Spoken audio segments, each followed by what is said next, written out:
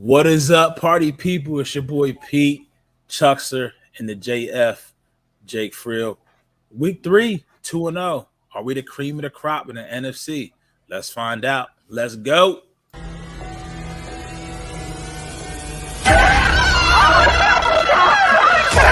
Let's go.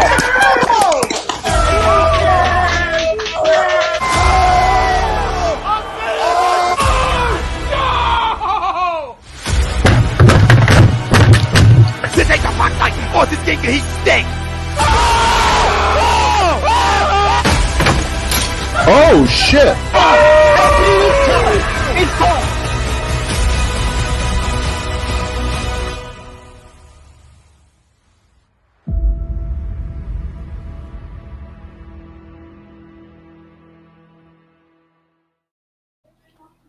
Ladies and gentlemen, it's Birds of a Feather on A2D Radio, brought to you by Manscaped. Get 20% off plus free shipping with the code A2D at manscaped.com. That's 20% off plus free shipping with the code A2D at Manscaped. We are live on Facebook, Twitter, YouTube, Instagram, and everywhere you download your podcast. So if you're checking us out live right now, on your commute or in the shower using those Manscaped products, we greatly appreciate the support.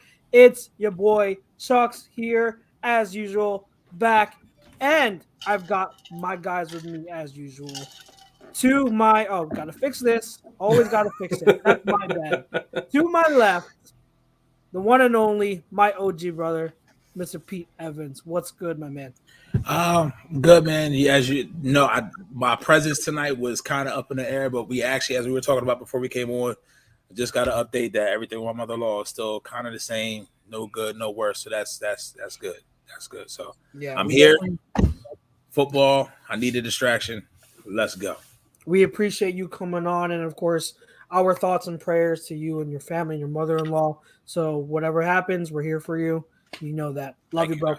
And below that box right there, we got Mr. Jake for real. What's up, man? What is up? Week 3. I'm trying to do the Scott Hall, but like do it. Yeah, it's like your lefts are rights and your rights are lefts. It's a whole thing, but good. Week 3, Eagles are good right now. So Eagles are good right now. They're good right now. So. They are good right now, and that is going to be our topic for the first quarter of the show. How good are the Eagles? Just how good are they? Are they Super Bowl contenders this early in this young season? We will find out. We're going to recap the Eagles and Vikings game from this past Monday night in the first quarter of the show, give our takeaways on that dominating, yes, I say it, dominating performance against the Vikings. In the second quarter, of course, we will do our preview of the upcoming game between the Eagles and the Commanders. It's going to be a fun one because we are going against our former QB, Mr. Carson Wentz. The one who we thought he was. The one who we thought he was. That is correct. So we're going to give our preview of that matchup. Third quarter, we're going around the league, around the NFL. Week 2 was crazy with all these comebacks, and we want to dive into the week that was around the league. So we're going to get into that in the fourth quarter. Of course, we crank it up. We go no huddle. We hit you with a bunch of topics, random topics, quick topics for your listening and entertainment pleasure. So, first quarter, let's roll it back first. So we're going to kick things off. Our poll question, which is brought to you by All Campus, which is the home of A2D Ramp Booth, and they're giving 20% off everything in their store to all their subscribers. Poll question, if I can, there it is. The Eagles are Super Bowl contenders. Agree or disagree? We've got a lot to talk about. All of us in our chat, if you don't know our show, we got our own chat room so we can talk things out, obviously, sports-wise, show-wise. And there was a lot of chatter about this very topic and about the Eagles-Vikings game. So we have a lot to say, and I know it's going to start with Mr. Pete Evans, because he's the one that kind of initiated this little debate that we had, and he went on. I haven't seen Pete that riled up in a long time, so I want him to kick things off. Mr. Evans, agree or disagree to the poll that the Eagles are Super Bowl contenders? So let me just set context, paint a little picture here. So coming into the offseason, after the moves that they made, after the draft, after the A.J. Brown was acquired, Chauncey Gardner-Johnson, before week one, we can't go that way. My bad. I was a firm believer. So maybe at some point during this exercise, we could stack us to the left and then put up the Eagles schedule. I don't know if we could do that, but I had said that the team was going to be the NFC. I was expecting this team to win the NFC East. So then I know it's only 2 weeks. I mean, it's not even an eighth of the season yet, but I absolutely 100% agree to this poll because I'm looking at it from the NFC perspective. If you look at the teams in the NFC through the first 2 weeks, regardless of the schedule, I'm talking about how the teams have performed. I absolutely 100% agree with this poll because of the fact of the team is getting better. They provided a weakness in week one was a strength in week two, and it could just be the matchup on what the scheme was, but you're seeing improvement. We're seeing improvement from Jalen Hurts. And this is the key thing, and I don't want to spend too much time. But Jalen Hurts, I kind of said this when I looked at the schedule. Yes, thank you, Jake. I don't see a game on here until probably week 12 now, because what we've seen out of Indy, we're talking about November 27th, barring no injuries, where the Eagles won't be the favorite team to win. They will not be the underdog. And if this was a Carson Wentz-led team who we're going to see this Sunday, I may have an issue. But you're talking about a kid who played at Oklahoma, who played at Alabama, who was the undisputed number one team, and was in tough games waiting to get the other team's best on every Sunday. This is not a guy that's going to fold under pressure. It's not a guy that's going to panic. And from what I saw on Monday night, and I will agree to this, they dominated the Vikings. They dominated the opponent that they had on the field that night. Okay. My one gripe is, do you want me to get that now or wait till everybody else goes? Let's okay. Answer the poll. So I agree to the poll, but just the context, because that goes down. Green Bay isn't looking like who we thought they were going to be. Now, obviously, could that change? Okay. Tampa Bay, obviously, no Mike Evans. He out here thinking it's a prison yard, screwing my fantasy team. Got to do better than that. He screwed up my parlay too, so it's okay. It's all good. And then you got Giants, maybe, but I feel like the Giants have benefited from – they haven't won their games. The games were kind of just given to them a little, especially week one in Tennessee. Yep. If anything, they should be 1-1. So I'm not too concerned. I just think we're the most complete team in the division. Dallas defense does worry me a little, but I'm not concerned with Cooper Rush. You know what I mean? So, but just looking at what on paper, man, listen, the teams that truly scare me aren't in our conference. They're not. No. Nope. They're not in our conference. You know what I mean? So I'll leave it at that. All right. Jake, what say you? I'm going to disagree. Now, mind you, they've looked very good. Jalen Hurts looks like he's taking that next step. So it's too early. Like, it's too early. Like, I get the optimism. Everyone's excited. We made the Vikings look like crap on Monday Night Football, which I loved.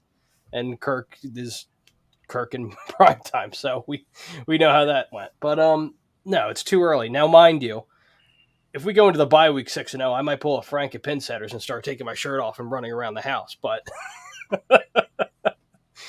it's too early. Again, they look good. They look great, actually. And the defense has made some adjustments, so hopefully they carry that into Sunday's game against Carson Wentz and the Commanders. And it looks like the Commanders have a lot more issues going on, especially at their offensive line. So we'll be talking about that later. But to the poll, no, they're not a Super Bowl team yet.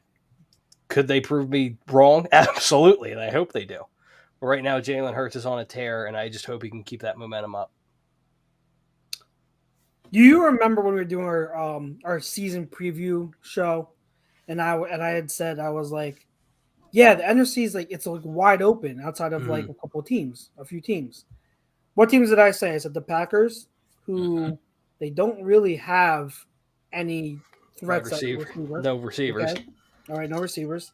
The Rams, who I respect, but you got to admit they're going to take a step back a little bit, even if it's just because every week they're going to get the opposite team's absolute best game. So they're going to, but like that's just natural for every Super Bowl champion the following year. It's that much harder. Yep. And then what was the other team I had? I had the Bucks. The Bucks aren't without their faults. They lost Ryan Jetson for the year. They are hurting at receiver also until Godwin gets back. So they're not without their flaws. And then the other team I had were the Niners, who just lost Trey Lance. Now Jimmy G is someone who's proven to get them deep into the playoffs. So I absolutely believe that's their floor. The Niners with Jimmy G, their floor is the playoffs. So I expect them to be in the playoffs. But the Niners also have their flaws. I mean, their floor might be high, but their ceiling with Jimmy G still has yet to be proven to be that high either. They haven't been able to win with a Super Bowl caliber roster. They haven't been able to win the whole thing with Jimmy G yet. So those 4 teams, they're all flawed. The Eagles absolutely can compete against every single one of those teams. I agree to the pull. I absolutely agree to the pull because looking at them, and again, it's so early. That's why this question can seem silly, and it can seem like way too early to ask. And I didn't even ponder this until Pete brought it up. Like, can we really make a Super Bowl run? But Pete bringing it up got me thinking, and I'm like, why not? Like, I know injuries are a thing that we have to be worried about, and it's a long season. But that's a same type of thing that you will apply to every team, not just the Eagles. Yep. So as things look now, do I believe we should be looked at as Super Bowl contenders? Yes. Yes, because who in the NFC outmatches us? Like on paper right now, who outmatches us? No one. There is no team in the NFC that we would go against and say, oh, we're severely outmatched. None. There is none. So I absolutely agree to the poll. I think we should be in that conversation. Now, it's early again, so it could be a different thing once you see the season go along and everything as the season unfolds. But if you're going to talk about right now who deserves to be high on someone's power rankings, who deserves to be talked about as, hey, like they're legitimate, Eagles are in that conversation with any other team that you bring up in the NFC. So Pete, knowing that, so I agree. Jake disagrees. We'll see what Nate he should be on soon. We'll see what he says. But Pete, what were you alluding to regarding this past game against the Vikings? So when I said it, I prefaced it because at first I didn't agree with they dominated the Vikings. I said that in our chat, but then as I look at it, I'm like, okay, they dominated the team that they had on the field against them on Monday night. But, and this is where it may sound contradictory to me agreeing to the poll, is they can't have that type of performance or those missed opportunities against LA Rams. They can't have that against the Bucks. They can't have that. They won't be able to have that opportunity against the Packers because when you get quarterbacks that won't turn the ball over like Kirk Cousins did on Monday night, then the game becomes closer. Do I still think we pull out that game because I just think we're the better team on that field? Yes, I do. But that's where 60 minutes of football, we saw it we kind of saw, if you look at game 1 and game 2, between the two games with their 2 wins, I think we saw probably 45 to 60 minutes of good football out of 120 minutes because we got down to the lines, got up big. Lions came back. Defense's fault. Got up big against the Vikings. That was the first half. Offense kind of coasted. Now, did they make the plays that kind of put the game away? Yes, they did. But could it have been a lot closer if 1 or 2 other plays go the other way? Yes. And that's what you're going to get when you get into the playoffs, when you get into the meat of the schedule, where you're going to have that hard stretch when they face the Packers, they face the Broncos. I think it's like 4 games in a row, and like mid-November to early December. So that's when you have to. By then, you really hope that they have built that level of consistency where we see other fans in the chat, saying it's only been 2 weeks. This is why I want to pose to Jake and also those fans as well. So that's kind of what I'm saying. So to answer your original question, we saw another team play on Monday night. To me, that's true domination, because I don't give a fuck who was on the field against the Bills Monday night. They're not winning that game. They were on a different level. We are not there yet. But yet I still agree to the poll, because I think what the fan is missing is, what do you quantify as a Super Bowl contender in your conference? Once again, I'm not talking about they're going to win the Super Bowl. I'm saying they are a Super Bowl contender within the NFC, within the other teams in their conference. Can you run down a list of teams that they don't stand a chance against? That's what I'm saying. So for Jake, when you say you disagree to the poll, is it just because they're too early? Is it because there's a hole on the roster? Because there's a big hole on the roster that the bitches need to fucking find out how they're gonna get fucking pressure. They need to find out how they're gonna get pressure. I don't understand where they gonna do it. I would have loved to have Jason Pierre-Paul, somebody. Please just get in. I need a closer on the defensive line, because it ain't there yet. That's the one thing that concerns me. But outside of that, so for you, Jake, is it just the time is too early? Because like I said, we go through their schedule. Commanders this Sunday, Jaguars next Sunday. Then you have in Arizona, tricky game, could be a track game, because the game right after that is Dallas, and I think that's Sunday Night Football. Yep. So that Arizona game in Week 5, that could be a trap. So that could be the game. But outside of that, after that you got the Texans. I think you have the bye week in there somewhere. And then you got the Giants, and then you got the Colts. I'm not like this. I expect this team, what I've seen the first 2 weeks that I've seen this team play, the schedule they have in front of them, and those teams that they have on the schedule, I fully expect this team to get to the first 6 games at least 6-0 or 5-1. Now, could they have a fucking brain fart in there somewhere?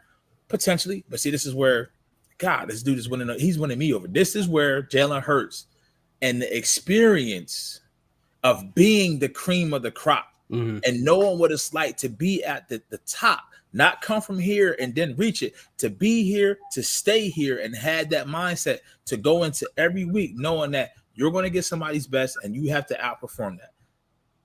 That's where I'm confident in saying absolutely 100%, 1,000% unequivocally agree to the poll, right? And I'm not concerned. I don't have the mental, he already did. The bitch didn't turn the ball over when he sucked. So now he throwing to the middle of the field, throwing the tight windows. I really don't expect him to turn the ball over. Could have happened. Right. Happen. This is football. It could very well happen, but I don't expect it to. So hence why I'm so steadfast in my views right now. I hear you. Before we all have a chance to rebuttal, I want to get to some of the comments. It's already going off a little bit, and I want to get to one comment specifically here by Kevin Becker. He says, "Well, Hurts is 2 games into the season, and you're comparing him to our Super Bowl year. When Hurts gets the team to the Super Bowl, then you can say all you want." Nobody thought we were Super Bowl contenders in 2017. So you can't say until we get to the Super Bowl. That doesn't make sense. Like right. When we were in 2017, I could say middle of the season, we're a Super Bowl contender, but we never went to the Super Bowl. Carson never went to the Super Bowl, so I don't really understand that mindset that you're taking there.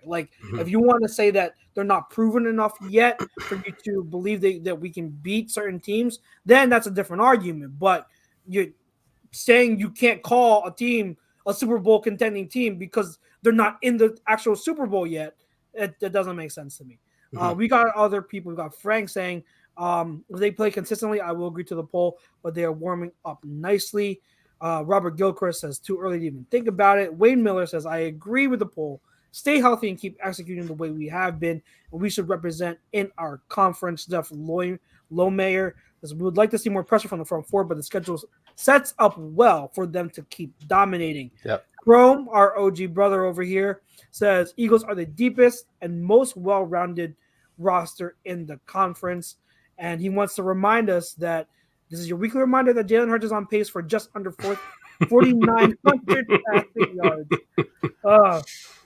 Jim Purcell says, I see why we got traded for each other. Jim says, why are Eagles fans acting like Cowboys fans, thinking about Super Bowl ring sizes just 8 quarters into the season? I'm an Eagles fan and I'm being realistic. But Chrome has a real, like, he says what I would have said. He says, have you watched any national media, man? Everyone on every program is having this conversation. It's a fair conversation to have no matter which side of the fence you're on. And then we've got also Mr. Public Enemy Terminator X. Thank you. Appreciate it. Appreciate it, man. He says, AZ only team that can really practice for this team. Kevin Becker. Oh, okay. They're just going back and forth. I think that counts specifically for Chrome. So Nate Money, thank you. What up? So the poll question, as you can see below, the Eagles are Super Bowl contenders. Agree or disagree? And then after you give your answer to that, if you have anything in response to what Pete was saying regarding how the team stacks up and their flaws if they were to face some of those other teams like the Bucs and the better teams that we all consider contenders. Yeah, I'm going to disagree to the poll right now. They look like it, right? But just like with Jalen Hurts, like I have to see it, right? I have to see it before I can say, oh, they look like Super Bowl contenders. But this is really based off that you don't see anybody else. Yes, right. You don't see anybody else in the division that even looks closely like what we do right now. So that's why this is starting to get so much, press. This is why, and let's not get it twisted. This is the media, right? The national media. They love to have Philly in the talk, like whether it be a quarterback, whether it be basketball. I mean, you see shit about Carson Wentz. Like, look at the mainstream. Carson Wentz is on mainstream. Ben Simmons is on mainstream. The dude, the Flyers already trash is on mainstream. So, what I mean? Like, it's just like Philly everywhere. And I mean, I love it, but I can't agree with this right now. It looks like it, right? It's passing the eye test after the 2 games. But we need to see some adversity. We need to see them come back. We need to see them play in the cold, even though most of them have. But it's just a little bit of championship material that you are looking for. And like Pete said, we didn't know. Well, I guess I can't say that. Because after about what did we start that record? 2000. So the season went. You won at home. You lost game 2 in Kansas City. Then you went on a 10-game winning streak. But if you look at that 2017 season, if you go back and notice where you could track the odds, or you follow the money, I don't think it was heavy. Like even for us, I didn't think we knew we can get to the Super Bowl until we fucking got to the Super Bowl. That's what 2017 was, because there was a lot of good teams that year. For me, I knew after the Giants game where Jake Elliott. Well, I didn't say knew. I had. But it was a gut fit. It was for a gut me. feel. That was me. I was like, because that's magic you don't ever see here. Right. So when you picked that field goal, I was like, "There's something special." For me, it was. For me, that's I might be the only one. Yeah, for me, it was the Arizona game after Nelson Aguilar had that amazing juke Buda Baker out of his shoes, and he scored the touchdown. I'm like, all right, well, this is it. This is a Super Bowl team. Yeah, once Aguilar starts going off, something's happening. And that was exactly. Remember another pass from that game was the one that Carson angled deep to Torrey Smith in the corner. Smith, yeah. This is what I will say this, and this is people may fucking kill me for this, but what you're seeing out of Josh Allen now is Carson Wentz 2017. The bitches is on fucking autopilot. Yep. It's just ridiculous. Like it didn't matter what you threw at Carson during that run. It just didn't work. Yeah, he's like I was listening to people start talking about lines and betting, and I know they're playing Miami, and a lot of the professional bettors is like they lean Miami, right? But it's just like, do you really want to get in front of that Buffalo train right now? No. And it's only 2 games in, but it looks like nobody's touching them. No. Like, I mean, they really could go undefeated. Look at who they He really trashed. should. Like what you were saying, Nate, about us and why what hesitates you to put us there. They beat the Super Bowl defending champions, and then they trashed the number one seed from the AFC conference last year in the playoffs. I mean, we're not talking about they struggled. They had their way with these motherfuckers and threw them out because they can rush the passer. They're not that talented on secondary on paper, but the scheme is that defense has been together now for the last 3, 4, 5 years. And then you add Von Miller to that, Gregory Rousseau, now a second-year player, Boogie Basham. I can go on and on and on. These bitches is fucking loaded. Like, if they don't win the Super Bowl, like my cousins in Buffalo right now are already looking at Super Bowl tickets. I'm like, listen, for y'all sake, I hope they win because can't nobody beat them but themselves. Yeah, Right. the only thing stopping them is themselves and injuries. Like that's literally right now. It's it's crazy. They're a well-oiled machine. The only, like I said, the only weakness I can think of is they don't have a legit running back. That's it. Right. That's it. But yeah, they're crazy. But like people, so I feel like some people in the chat need to know the difference between us saying we are going to win the Super Bowl and us saying Super Bowl contenders. All we're saying is that we should be in the conversation of one of the teams that can make it to the big game. So like what Pete was saying, if that's the case, that's what we're going off of, you're only looking at the conference. And yeah, every other team that we are high on, they have their reasons to be considered. But on paper, there's no reason. You don't go into a game and say the Eagles are heavily outmatched against these teams. They're not. Like the Eagles can stack up well against each and every one of them. It's just a matter of, okay, like, are injuries going to be a concern? Is Jalen Hurts going to be able to be consistent and play like he has been almost every single week? That's the only thing holding back. But we have the roster, we have the coaches. Like we can play against these teams. So that's what you're looking at. There's a difference between saying we're Super Bowl contenders and Super Bowl favorites. We are the Super Bowl favorites. We are going to win the Super Bowl. I wouldn't say that, but we are in the conversation of a team that can get there. That's the difference. I think too many people in the chat listening don't know how to separate the two. Right, they hear Super Bowl and they think we're going 0 to 100. We're not saying that. I will say this: I expect us to be playing in divisional week, that divisional weekend at the playoffs. If we're not playing in divisional weekend, I think this season is a loss. Yes, I will go on the record in week 2 and say that now. I mean, now obviously injuries can fucking happen. We got somebody getting carted off in the Browns Steelers game. It looks like number 5. Yeah, Walker.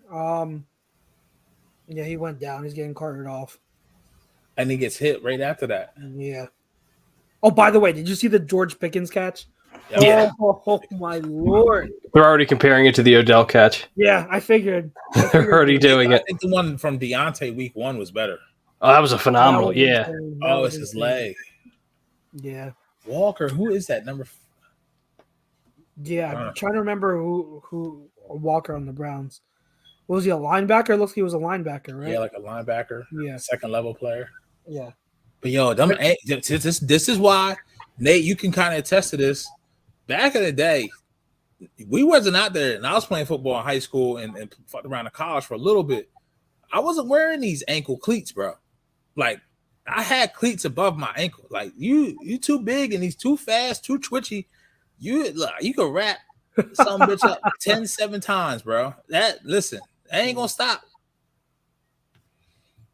Oh man, is he frozen? I think he's still there audio wise, but no, I'm still here.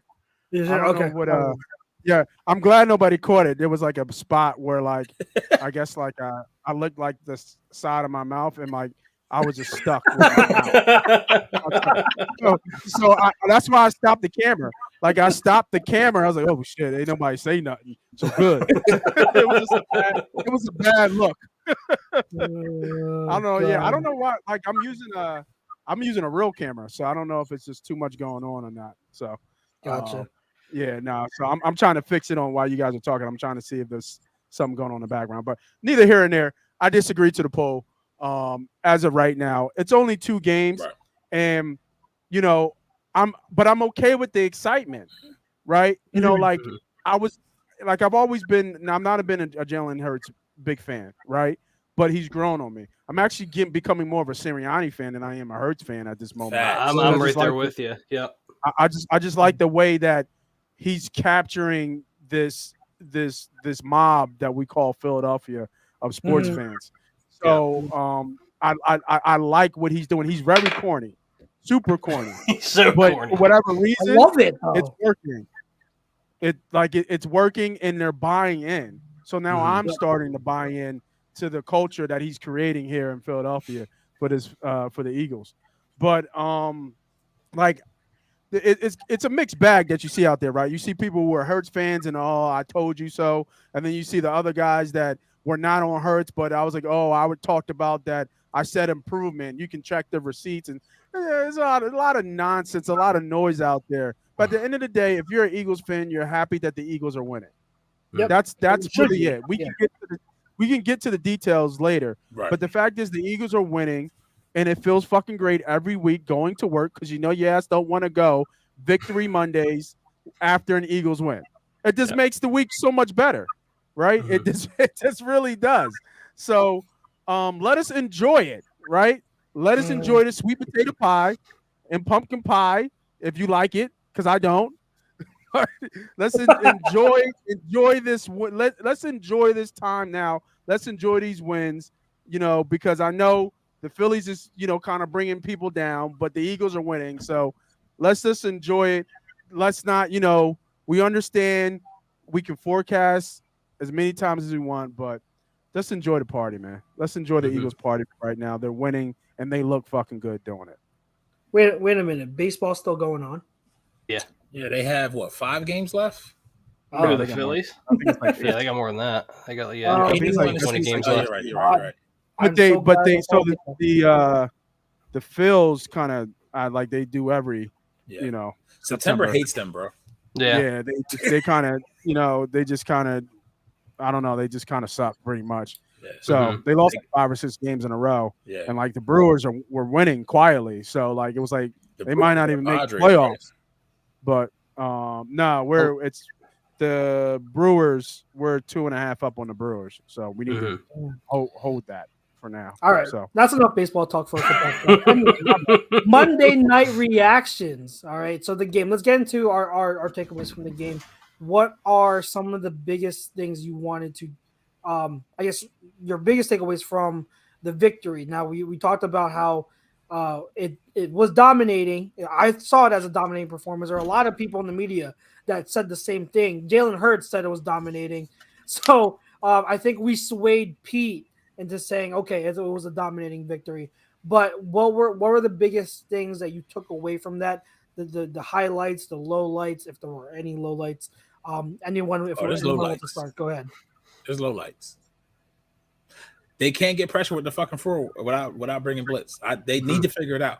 Yeah, it was better this week, but yes, it has to be better still. It has to be. It was better this week than it was last week, but it's still not where you want it to be.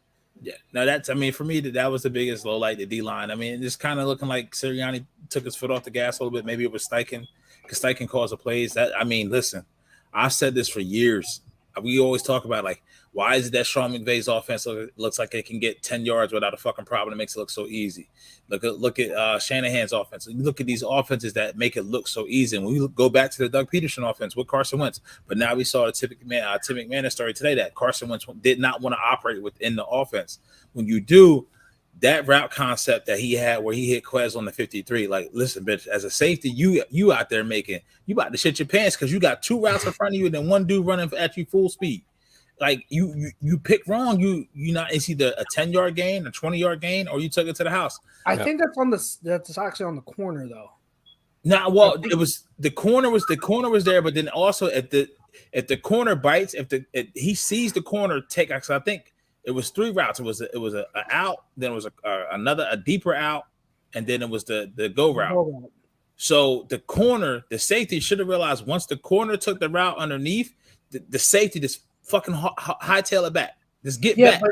Because the safety, he's the last line of defense. But from what I understand, and I could be wrong, I'm getting this from people who are defensive, like they know this shit. Because I initially thought it was the safety too, but when you have that alignment, and the Vikings they're playing quarter halves, if I'm not mistaken. So you have the corner and you have the safety. They're splitting half fields. They're playing quarter fields. So, and the way the Eagles are lined up, you have Quez as the number one in the formation, and then you have Goddard running the out. He was a number 2. So when and it was you a third route too, though. There's a third route, but the thing is, the way that they're lined up, the corner has number 1. All right. So he has the wide receiver on the outside. The safety has 2. So depending on what routes they run, that is essentially man, because it's a zone match concept. So depending on the route, you're essentially playing man.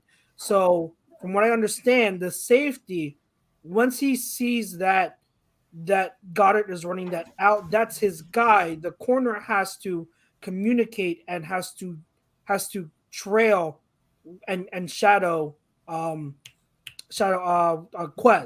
So he has to carry that go route because the safety is on 2.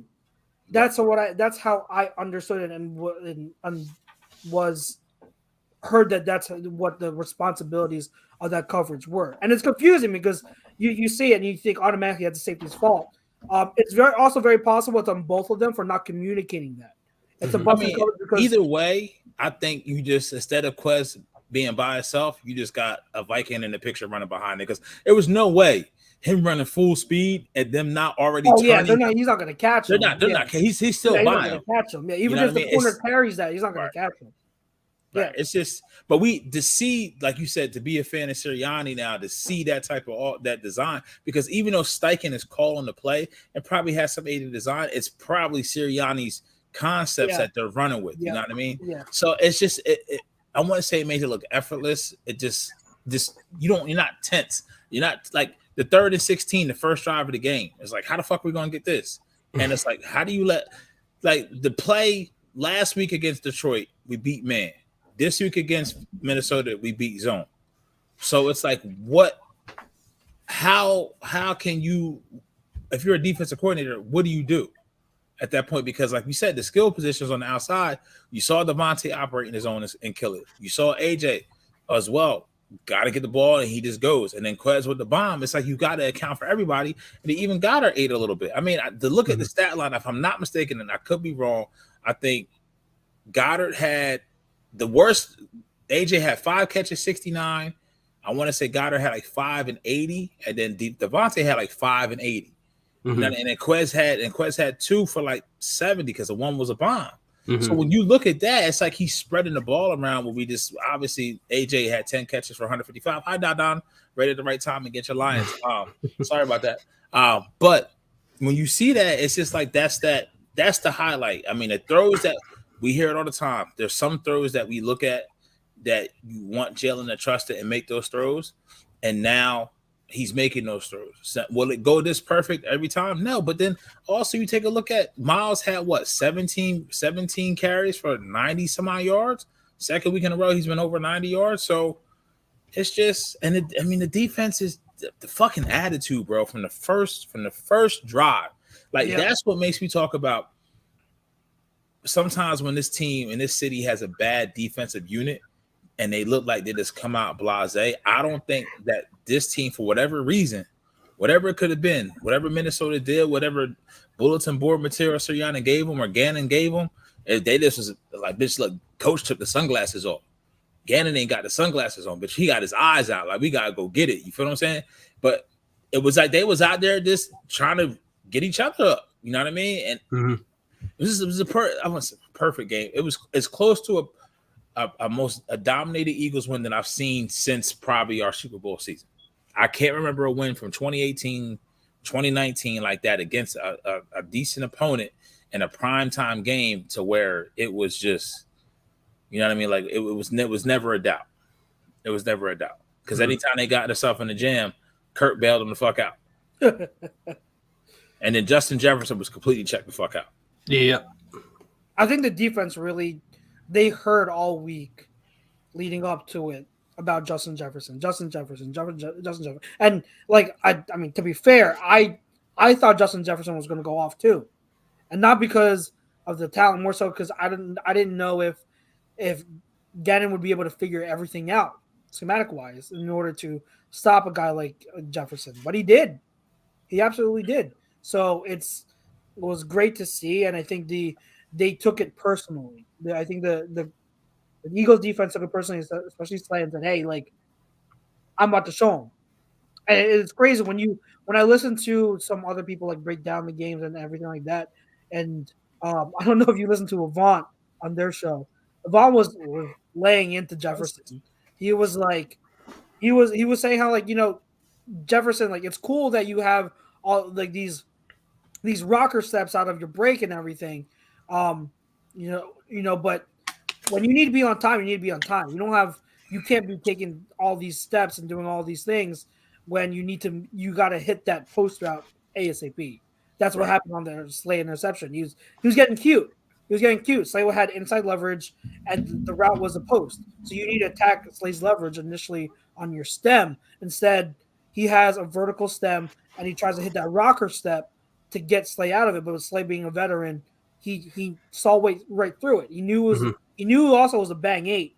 So he read it and immediately went it through. Slay was there, Jefferson was not.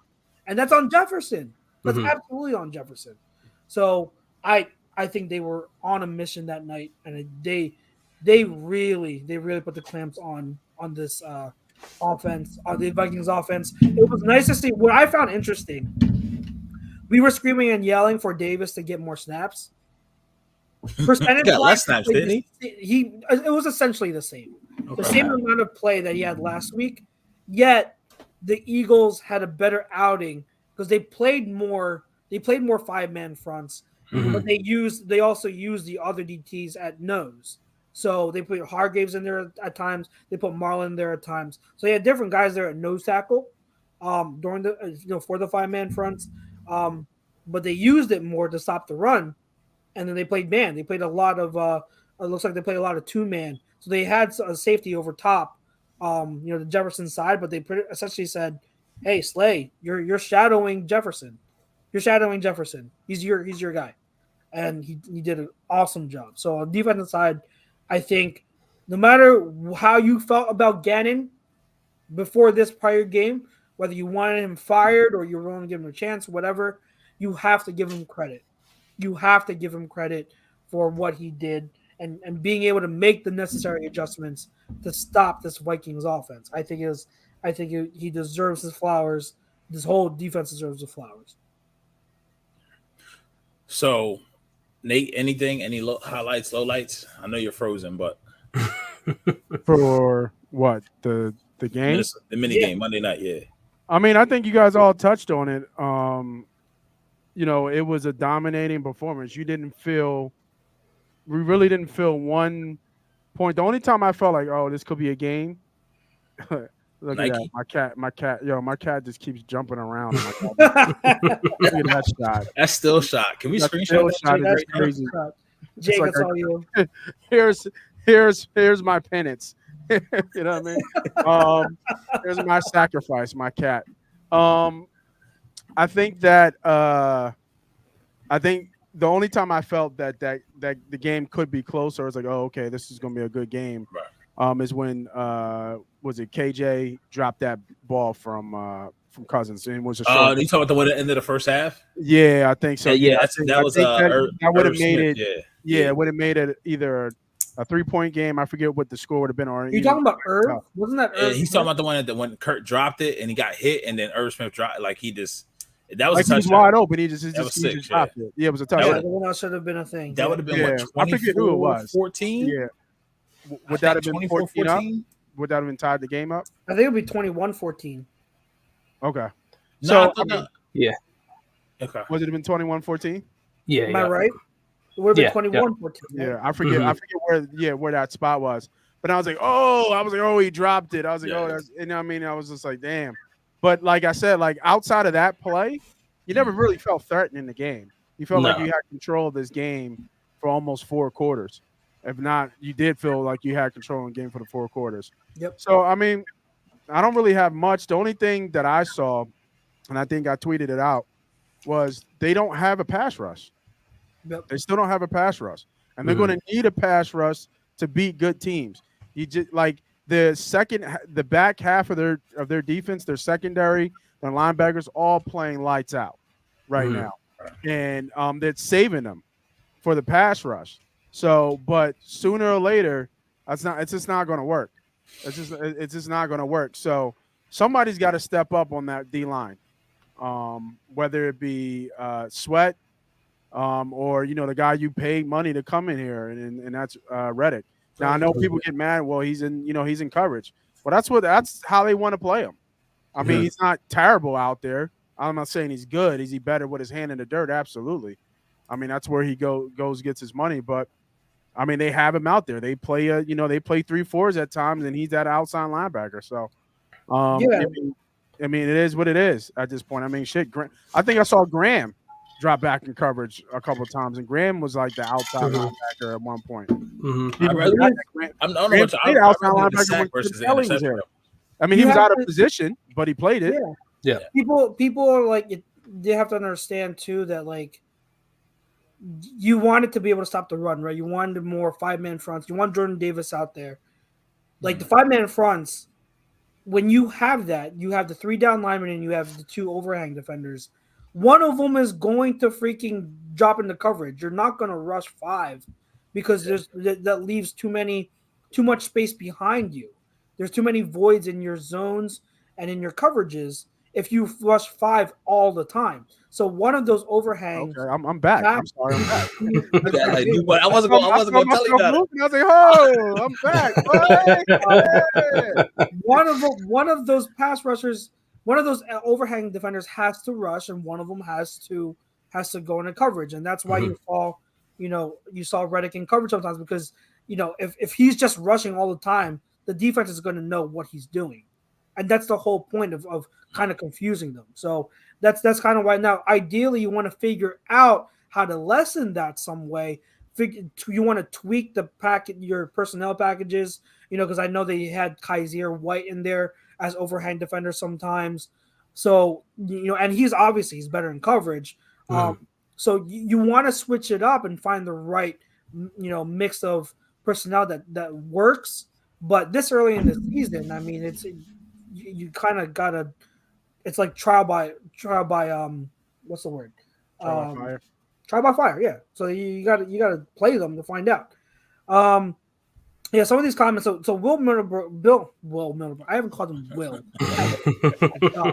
Bill Middlebrook. You throw me off by going on YouTube and having your actual full name on there. I'm used to saying Bill Middlebrook, but Bill says we didn't score in the second half. We needed at least one good series with the score to put it away for good. If they score on those 2 drives, we have a game on our hands. Those picks were right to us. I think that's fair because it is alarming. And I was saying this to you guys in the chat. It's alarming when at face value you look at the box score and you see, oh, we didn't score at all the second half. And you want that corrected. I mean, the blocked field goal, we would have put up 3 points if it wasn't blocked. So you want to shore that up, absolutely. But the offense did move down the field. And that drive was impressive. It just got held. It got stalled because of a penalty. You had the interception, which, by the way, to me, some have argued, but to me, that's on Gainwell. I don't care what you say. I don't care if it was a tough throw in a crowd, and you don't ideally want to throw that. But it's a soft pass, and Gainwell got his hands up. You have to catch that. You absolutely have to. I agree. That was on Gainwell. That's on Gainwell. So you want to clean that up so that interception can't happen. But also for a good chunk of it, they're in the 4th quarter, they're trying to run that clock out. They're trying to just seal it. So and then interesting, they use Miles for that. Yeah. So, he's the closer. Yes. Yeah. Interesting enough, he is the closer. And he's shown even since his rookie year, he can close out games late with back-breaking runs. Like if you remember that late game against in his rookie year, 2019, against the Cowboys, it was a close game, and he If I closed play it him, out. I win back-to-back fantasy championships. I benched him just because of that. Oh my God. It still haunts me to this day. Because he slid at the end. I feel like that's when his big runs come are at the end of the games. And then the Yeah, game, yeah. that's cool. Yeah, Because like, that's the what- D that's line what is they tired come. out. You know what I mean? The D line's tired out. So Motherfucker always get hawked. Never scores. He never scores 65, 70-yard runs and don't score. It's like, what He's is got to going make that on? safety miss. He's got to make that safety miss. honestly, I think in a straight line, if they both hit top gear, I think Derrick Henry's faster than Miles Sanders. Derrick Henry's faster than a lot of people's top straight line. Derrick Henry's top end speed, yes, because he's so freaking big and his strides are so long. But if you in top end speed in a 40, 50-yard dash, yes. But if you're talking about like a 10-yard dash where you're explosive, no, it's absolutely Miles. It's absolutely Miles. But anyway, don't sleep on Henry. look, Henry has build-up speed. Like once you get him going with his size and his momentum, oh man, it's like impossible to get him down. But the thing is, he has to get to that speed. He doesn't have the wiggle, and he doesn't have that initial acceleration that you usually see from guys like a Miles or from what's another one? You can kind of put Boston Scott in there too, shifty. Yeah, in that 10-yard split, yeah, he's got 5-yard split. Good hip flexibility. So yeah, it's But anyways, I thought the offense did a good job, very good job. You want to clean things up in the second half, but I think the whole narrative of they didn't play well in the second half because they didn't score points. I think that's a little misleading because of context. There were things later in the game where they tried to just run it out, and if they don't block, if there's no interception and there's no blocked field goal, you don't know how many points they could have put 10 more points up on the board. But see, that's what I'm saying. I don't like. I guess the difference is what Bill, because Bill, I did say this is the very first thing I said when we talked about the second half. But it's just the fact of I get it. What was the joke? What'd you just laugh at? So because Bill said the same thing that I said. Remember, okay. You the only one laugh. I'm like, damn, that's a joke. He just stopped mid-sentence and have a crack up laugh. It's so funny. But no, like that's the thing. Like I hear, like, okay, the context of the game, it was this, it was that. Like that's what I'm saying. Like obviously with the poll, I agree. I just go back to that. But Buffalo doesn't give a fuck. No, they don't care if they that's what I'm saying. It's like we just got to get to that point through 2 games. See, that's the thing. That's the difference because Buffalo's been doing this shit for the last 2 years. Been a team on the cusp. So this is our start. So this to be fair, sorry, but to be fair, the Bills again. What did I say about them? They don't have a running back. No. So the closeout game. They trade for Kareem Hunt, bitch. It's over. I know until he's on there. Like if you're the Bills and like you're like, okay, we can close this out by just running the ball, but we can't run the ball, so we'll close it out by freaking passing some more. So that's technically. Well, I think that's coming too because last week they did the same thing, right? They were shooting the bullshit out of Detroit. Yeah, Detroit came storming back too.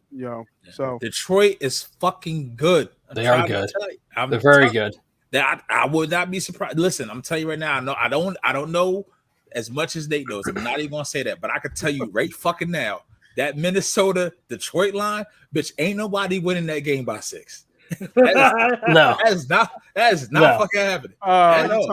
So you got that line is that line represents that one the Vikings laid an egg. Right. Detroit's getting some public momentum. Yeah. And the fact that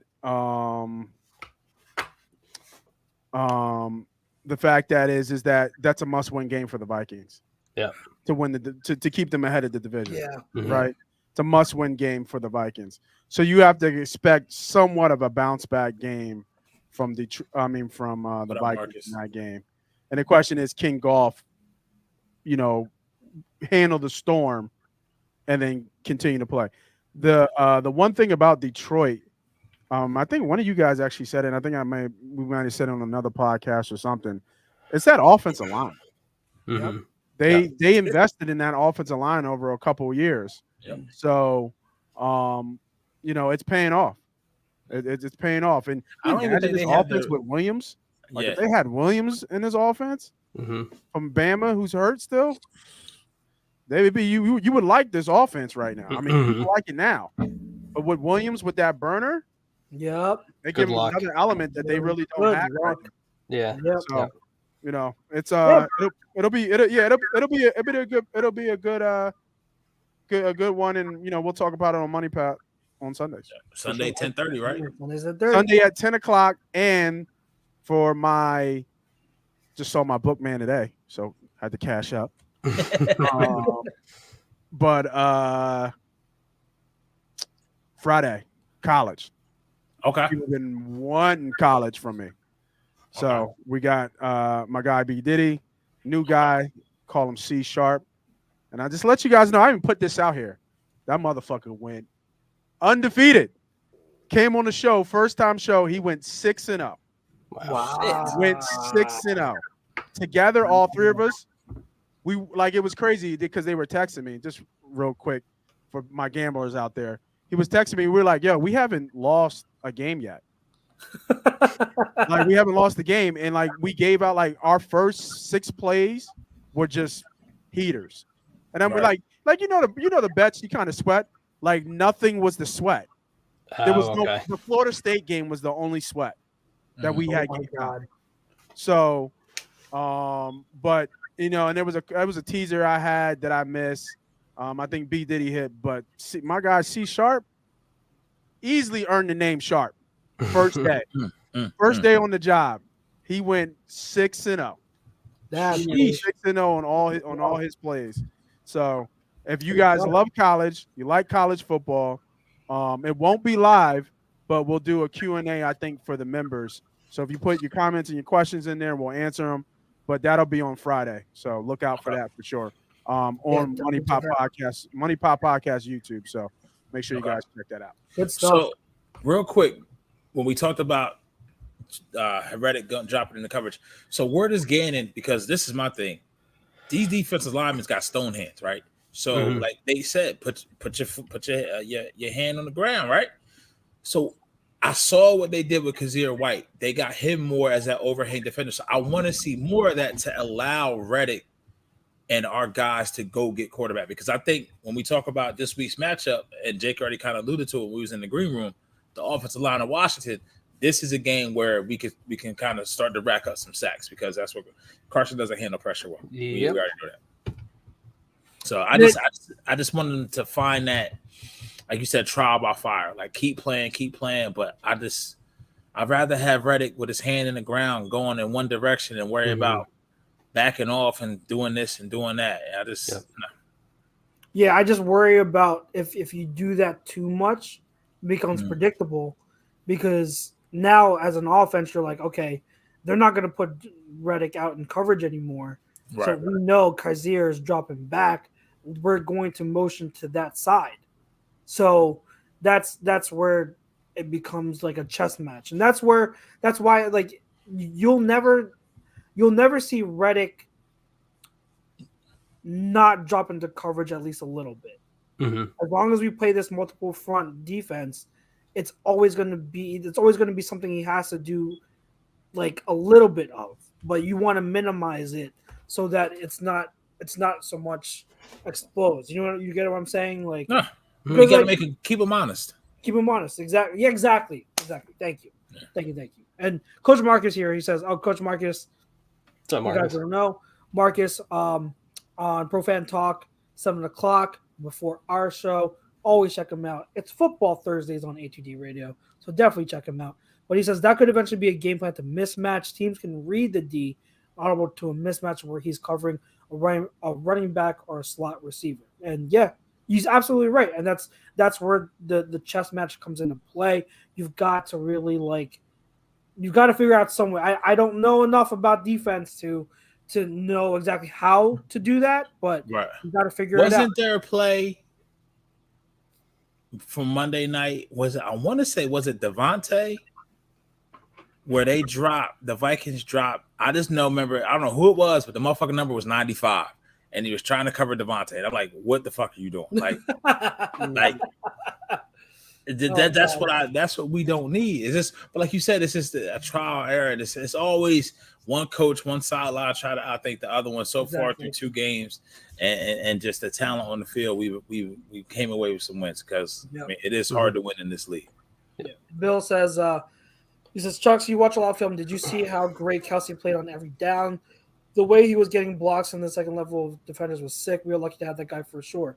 Bro, like, you're right, but at the same time, him and Lane, it's become so commonplace for them to be insanely good every week that, like, you expect it. Yeah, I expect it. Like, it's nothing new anymore to me. Like, I expect them to do that every week, and usually that's the case. Usually they dominate. That's why they are what they are. Like, Kelsey Lane was tired to me. And I think this past game was fine. Yeah. No, I mean, not tired of like, right. Like physically tired. He just looks mentally tired. Yeah. Like this is what his he was really ready to call it quits. Like, he was ready to walk away. Yeah. And they brung him back and everything. And you can see with him in the podcast with his brother, you can already like the foot is out the door. Right. Yeah. You know what I mean? The foot is out the door. And when I watch him play, it's just like, damn, line up. And then once he lines up, the switch clicks. Yeah. But right before the lineup, you can just see, just the he's veteran. like this again. Yeah, he just looks like a veteran right now. So I thought that was, that's what I see. But I mean, I'm glad he came back for one more run. I'm glad they got him back for one more run. And for me, at least, when people talk about all-time Eagles greats and your favorite Eagle, and people who are in that upper echelon of only a couple people can sit at that table, he's definitely at that table with the Dawkins. People don't like it. I say it, but Donovan sits at that table. Yep. That's fair enough. What did I say about Kelsey? Top 5. I had him higher than most. Like, for me, he's in the top 3 of all time. I put him in top 5 for sure. Top 3. I wouldn't be mad if you say if somebody told me top 3 Eagles and they put Kelsey in there, wouldn't be mad at it. I wouldn't be mad either. I don't think people realize how good. Yeah. How, like, not even just how, like, talented, like, his resume, his accolades is up there. Like, if you want to just go off of that to see how his resume stacks up, his resume is pretty freaking hefty. So he's got the resume to be. I mean, with linemen, I'm sure it's tougher. So I don't know if he'll get first ballot, but man, he's going to be. He'll get in. He'll get in. He definitely should be. He'll get in. It's just a matter of like, it's like, is he going to get the not the respect? I hate saying that because he plays center. The voters aren't always going to pick a center if they can pick like one of the the glamorous positions. We've seen it all the time. So get in there, Kareem. God. I'm gonna tell you right now, live game reaction. Fucking Dallas, Jesus Christ, what were you doing? I haven't seen this Amari Cooper since his fucking I did. You gave him away for nothing. I was really mad when they gave him away for nothing. Damn, why couldn't we grab that? That's what I'm saying. And then my God, a fifth motivated. We have to pay him. That's why. But man, hey, you paid AJ. So I'd rather have AJ Brown. But I mean, you kind of got. You get the same thing. Got Amari Cooper because that's what Devontae Smith is, but Amari Cooper's just bigger. He's bigger than Devontae. Get in there, Kareem. God. I don't know. How about Pro Fan Talk? Shout out to Marcus. That's Marcus. He says Jacoby Brissett is out here looking like a good. Bro, I'm telling you, like that. That QB sneak they just ran to get that first down. They don't do that with Deshaun. And I want to give a nugget here. I don't know. They score? No. They got stopped 4 from 1 on the 1. They got to go for it now. They got to go for it. Oh, they're going for it now. Yeah. And I don't know if this is going to be a future for Nate. This may be at some point. What Cleveland did to break the cycle, they gave a man $230 million guaranteed, and this goes up. So he got it. If Detroit doesn't give every fucking pick in their upcoming draft for Lamar Jackson, they're fucking stupid. Oh yeah, we talked. If he ends up leaving, Yep. Imagine Lamar. Oh And my Lamar with Detroit with that running Amon game. Ross, St. Brown, DeAndre Oh my Swift. Jamison Williams. Yeah, I'm Jameson telling you, I Williams. told you, too. like we talked Oh, about in the chat. Like there was a couple sexy teams out there, but he fits Detroit, man. Oh, he does. really does. He absolutely does. He absolutely the look, everything Yeah. works for him in Detroit. Yeah. So he came right off of 8 Bob. Right, he does. He looks, man. He looks. They would be a problem in Detroit, Bro. Like you said, we talked about, they got two. The defensive line is good. Offensive line is good. They're young. They're not expensive right now. Go out and break the cycle. Go out. You Go got get him. you got to do the extra shit. You're not going to be able to draft. I'm finally happy to see these teams and these organizations like, listen, we've been trying to do this shit. Keep throwing darts at the board with these QB and the draft picks. Fuck it. Like we got to pay for it. We got to acquire it. Just get it. Just gotta go get it. So since we're on the talk now, let's transition actually to around the league talk, and we'll do third quarter as the Eagles preview. Unless you guys have anything else left to say about the Monday night domination game. Fuck. Anything I'm else? going against Chubb, and I It was a have good Chubb. game. Good game. Yeah. Shout out to Jalen Hurts for throwing in the middle of the damn field and for hitting the backside dig. Throwing You don't know what I too. mean? Check out my video. My film breakdown came out today on A2D's Facebook and Instagram page, or check out my YouTube channel. My film breakdown for this week is there, where I talk about Hurts doing things that he hasn't done before. Chuck, I didn't know you had a YouTube channel. What's your YouTube channel? Throw it out there. I'm a Chucks Moranin. YouTube.com/Chucks Moranin. It's my username for pretty much everything. So say that again. You said it a little fast, brother. YouTube.com/Chucks Moranin, Maranan, the last name. So yeah, check that out. I do my weekly breakdowns there. But yeah, he Hurts, man. Like I don't think people realize going through your progressions and then being able to hit that backside dig, what he did in the first quarter to Quez, he doesn't do that often. Mm-hmm. Seeing that finally happen is awesome. And then he hit Devontae Smith middle of the field for, I forget how many yards, 16 yards. I could be wrong. But right in the center, right in the logo, right in the Eagles logo, 50-yard line, middle of the field. And with Devontae lined up in the slot, it was in the second quarter. Man, like that's stuff that we haven't seen from Hurts, and I really, it got me hyped up, because if he does this, that's just amazing. It might be a wrap. It might be a wrap. People were arguing. People have been wondering, like, he's a shorter QB who can run. So you had Russell Wilson and Kyler Murray.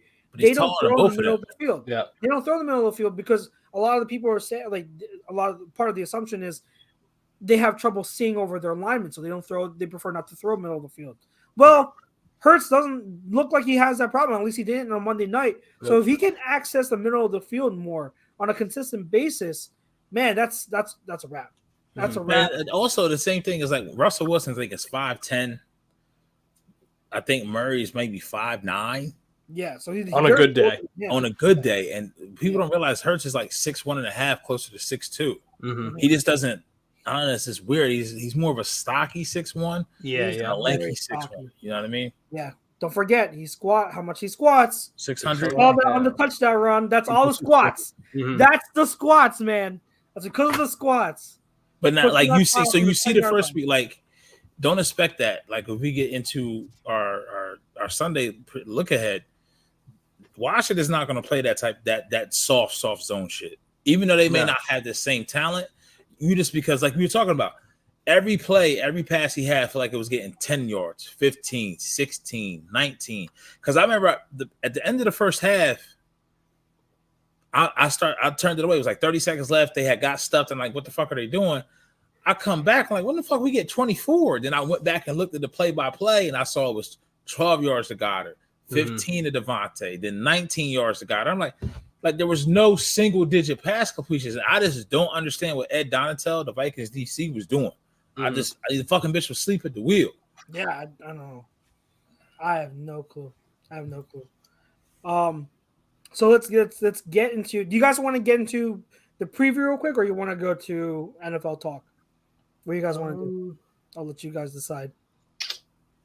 While you guys decide, Pete, why don't you let us know who the second quarter is brought to you by? Oh, no, there was no immediate answer. So You're taking too long, man. No, Pete, I don't got time for your pause. second Fucking quarter. phone a friend. It's like, can I get a lifeline? Second quarter. Who's it brought to you by? It's brought to you by FanUp. It's the best way to enjoy fantasy sports, daily NFL contests, and more. Win great prizes. Sign up today. Use promo code A2D for 5,000 bonus points, which is a $50 contest value. FanUp.app. Absolutely. All right. Decide yet? What do you guys want to talk about next? I guess keep the Eagles talk going. Yeah, right? we're already All on right. Eagles. Let's preview the game then. Preview the game. So we are facing our old QB guys, Carson Wentz, and I know that that's been the hot topic. I believe in the press conference today, they asked Hurts 4 different questions about Wentz or something. Mm-hmm. I don't know. To me, like, it is what it is. But this whole thing with Tim McManus, by the way, Jake, that you sent, McManus touching more about what happened. Like, why are we talking about it? Yeah, Like, why? None of this is really new. We know something went down. Like, why do you have to revisit this? Like, let it be what it is. He's facing us for the first time since he left, and the Eagles fans they're gonna boo him. He's an division rival, so it is what it is. That's it. No need to revisit the drama. Yep. It happened. It's done. I just think he's a lightning rod, man. When is it never not a lightning rod to talk about a quarterback in Philadelphia? Yeah, that's true. That's true. There's always a quarter QB talk in this city. So And honestly, I don't think it would it would garner so much attention if he hasn't played the way he's played through the first 2 games. He leads in touchdowns, passing touchdowns. He leads he leads the fucking league in passing touchdowns and yards through 2 weeks. So it's just one of those things. Like their offenses are like that's why I look at it. Got weapons. Their offenses are they have weapons. Gibson's not running the ball like we we remember him being, but all of a sudden now he's a threat out of the backfield though. Yeah. Took long enough. So I think they have a good offense. That defensive line still has a lot of high talent over there.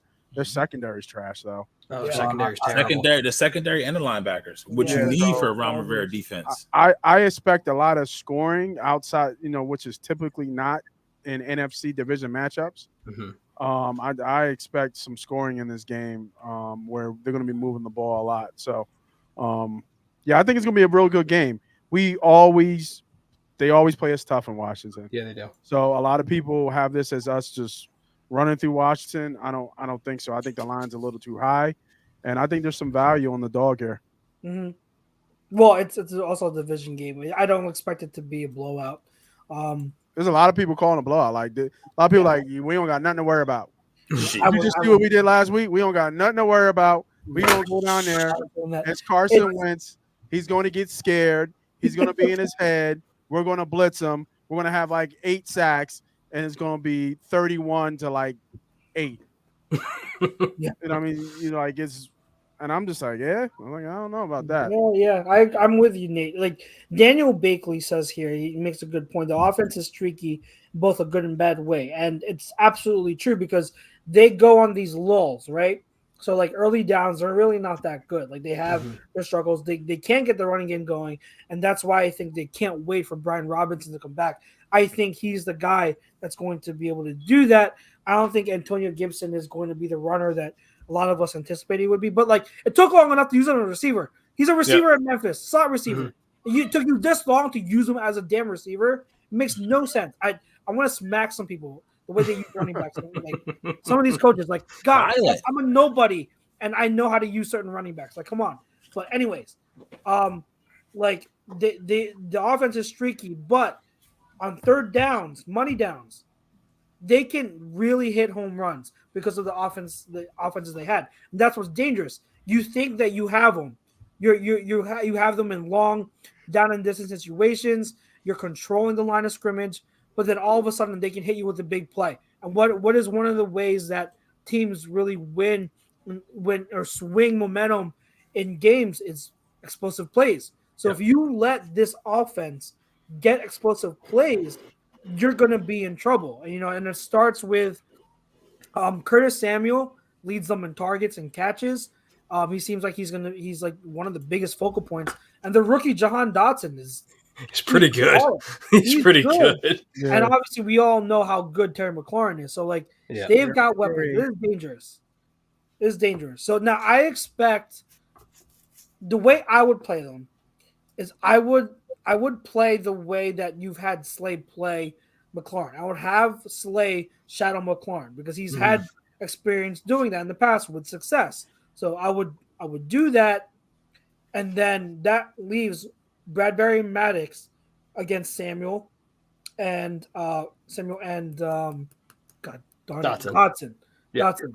So let them match up against them. So that's how I would play it. I wouldn't play sides still. I would still let Slay shadow and follow Scary Terry. But if you can contain them, then I think the defense will be fine. I think the defense will be fine. I completely agree. I think I already talked about the game. But I completely agree. I think it's just interesting to see what people think about this game in these takes. And I think that to say that we know Carson Wentz like we do, I don't think this coaching staff knows Carson Wentz though. No. Like I don't think that we have this insight of how Carson Wentz, ticks or anything like that. Like was Sirianni in Indy when Wentz was there? No, he was here. Oh, he was here. We swapped. Yeah. So, I mean, outside of Sirianni reaching out to Frank, right, and kind of seeing what's going on and what he knows, but we don't have like this intel that I think people think that we have. Like some of the players might, but how many players really know Wentz? Like this team, even though the core of the team's still here, but none of the skill position guys were here when Wentz was here. Yeah. No. Nope. No, you're right. You're absolutely right. It's like BG, Cox. Cox. Lane. Goddard was here, though. Who? Yeah, Goddard was here. That's true. Goddard was here. Miles was here. Miles was here, yeah. Boston Scott was here. I mean, one of Carson's fucking best passes in the world was to Boston Scott. Yeah, to win that Giants game in the back of the end zone. That was beautiful. I will admit that was beautiful. No, but you're right. I think the whole familiarity with Wentz is a little overboard. Yeah, lost him. All right, he'll come back. Now, so yeah, on there he is. Picked the wrong fucking icon, brother. Did you really? I was wondering. Picked the wrong button. But on the offensive side, for us against their defense, like you guys alluded to, their secondary, their linebackers, they're weak. Yeah, we should be able to pass on them. Mm-hmm. We should be able to pass on them. So I expect another big day through the air, and yeah, I think that's just what it is. I think it's going to be I think it's going to be a close game. Yeah, I think each team is going to score around the 20s. Okay. So I think it's going to be like that. To be honest, I think this is like a get right game for the defensive line, just because, at least from what I'm seeing right now, and I don't know if this is their starting center for the Commanders, Chase Rowler, I think that's how you say it. Who? Oh, he's out for the year. Yeah. Yeah, he's on IR, and then it looks like their starting right guard, Wes Schweitzer. He might not be playing Sunday either, so that offensive line is going to be vulnerable. So once we get, you know how Carson is once you get pressure. So start taking right out the game, bro. Start wanting to play hero ball and that whole thing. So I think this is going to get him to play hero ball. Now he has been doing well against the blitz so far this year. He has. So you can't necessarily expect the blitz to work all the time, right? All game like it did against Kirk Cousins. Mm-hmm. But if you can get pressure on the interior, then that screams Javon Hargrave and Cox. Mm-hmm. Get pressure on the interior, then you can get him outside the pocket and make him play hero ball. Play hero ball and throw stupid interceptions. And I mean, don't get me wrong. It's not like it's going to be a complete and total blowout. Like Carson Wentz is going to have a couple wow plays, but also we know the roller coaster that Carson Wentz is very well. So he's also going to have drives where he's going to be like, oh, what the hell was that? Yeah. What kind of throw was that? And it's just part of the Carson Wentz experience. But like you guys already alluded to, their secondary and their linebackers aren't that great. Their defensive line's still really good, but it's also banged up as well. But I think is Chase playing? no. So Yeah, is Jonathan Allen playing? Yeah. Yeah, he's playing. Yeah, but he's Payne. banged up. Then don't they got Deron Payne too? Somebody Yeah, paying? Allen Payne. Yeah, Deron Payne. Yep. Yeah. But Their defensive line is stacked with talent. oh They yeah, haven't lived up to the hype though. Right. yeah. Chase They Young just especially. drafted nothing but Alabama fucking DTs, man. Yeah. But, Chase hasn't lived up to that at all. no. Well, And he's then- been hurt. He's also been has. hurt. Yeah. He still hasn't lived up, right? Them Gotta bring the Bosa field. Bosa boys been lap. Remember, because you had Nick, you had Joey, you had Nick, and then it's like, well, pitch Chase Young better than both of them, Yeah, people were saying that. People They were were saying saying that. and this hasn't produced. I mean, I hate to say it, you got a kid from Maryland who's playing for his hometown team. Like it's just there's something different where you can focus in where you ain't got to worry about how many tickets I got to get to the game. You know what I mean? Where you can sleep in your own childhood bed. Even though he probably not doing that to go play, yeah, that's cool. That's cool for a little Saving bit. mommy and but- daddy. yeah, that's cool for a little bit, but nah. I hear you. I mean, he had a good rookie year. Then after that, But then also the other pick that we scratched our head at last year, I remember during the live first round of draft Jamin when they Davis. took Jamin Davis. Like, what the fuck? He hasn't been good. No. He hasn't been good. And you for Ron Rivera's defense to work, you need a stud middle linebacker. Yeah. You have to have one, and they don't. So, No. But like, I'm actually shocked that their offense is as potent as it's been with the passing game. I mean, they put up almost 30 plus points the first 2 weeks, and Carson's is airing it out. But like we said, I mean, I think we've shown what kind of mental makeup Carson has. Yeah. You get to him early, you get to him often. He's going to try too hard, and I mean, he's a walking fucking turnover. Is it a fumble, interception, or something? But what's your flavor of the day? Yeah, fumble and interception. Yeah. I think he's gonna throw. I think he's gonna fumble. Yeah, I I mean, think but so. even with that He being leads the league said, in fumbles. yeah, I think so. But even with that being said, that bitch is still he'll pull out a. If you just show somebody who doesn't know football or doesn't know American football, Carson Wentz's best throws, you'll be like, this fucking dude's a Hall of Famer. Because Yeah. there's at least 5, maybe close to 10 throws. You're like, how the fuck did he get that in that window? Right. Because his arm, he's got the arm talent. The issue was never with his arm. Yeah. The issue was always up here. Yeah. Up here. Jahad Dotson could be all good as he want, Don. Bitch, Bradbury and Slay is not playing them fucking games. No.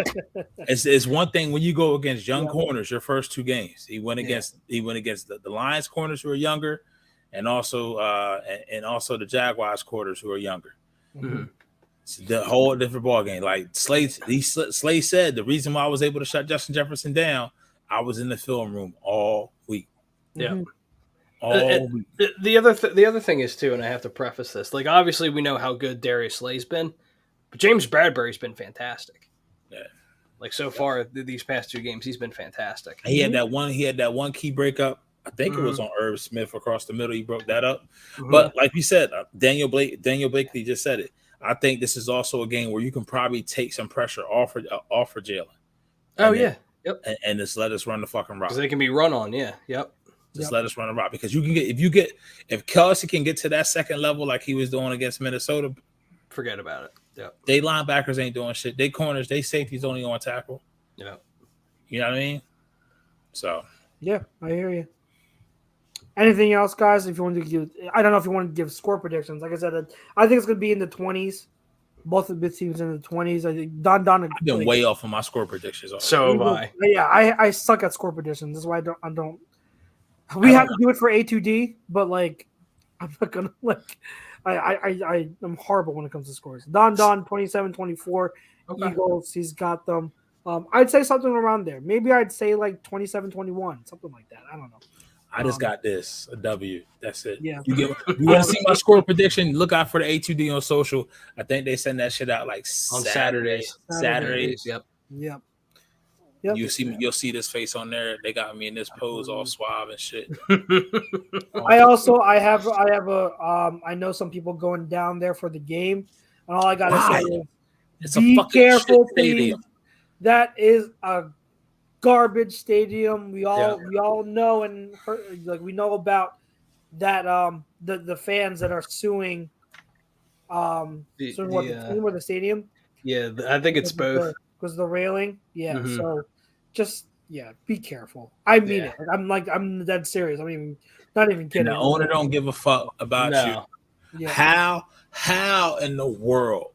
Listen, we get to know huddle today. I got some shit. I got you. I got some. True. And if you are going down to the game too, make sure you're bringing an umbrella because God forbid a septic pipe bursts on you like it did. You remember that video last year? Last season? Oh my God. Oh. Are you kidding me? All right, yeah. Anyways, if that got on me, I'd be suing like crazy. God. Let's transition to NFL talk now. Our third quarter is brought to you by Specialized Physical Therapy. Our doc, Paul Vidal, he's got 2 locations in Burlington and Cherry Hill. So make them yours. SpecializedPhysicalTherapy.com. Link is down below. All right. Week 2 was crazy. Week 2 had a lot of comebacks, guys. So I don't know which game you guys want to talk about, but the one that caught my eye the most, Ravens-Dolphins was something. Yeah. Something else. That was on something else. Yeah, that was crazy. Props to both quarterbacks. It sucks that Young isn't here because he hates Tua. So every single time Tua does something really good, I just laugh on the inside and saying, "Oh, Mr. Pete Young must be hurting inside." So Good for 3 quarters. Tua, and like we said, we saw that flip version. I don't know what it is with the lefty. I guess because you're looking at it from the opposite, so the back is to you, and you really can't get that motion when you flip the righty.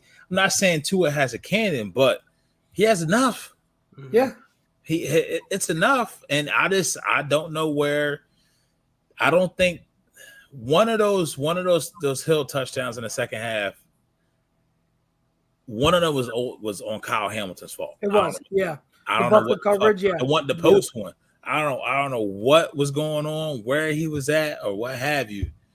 But bitch, Tyreek hit that peace sign, but then quiet as kept, man. Jalen Waddle, god damn, bro. Waddle.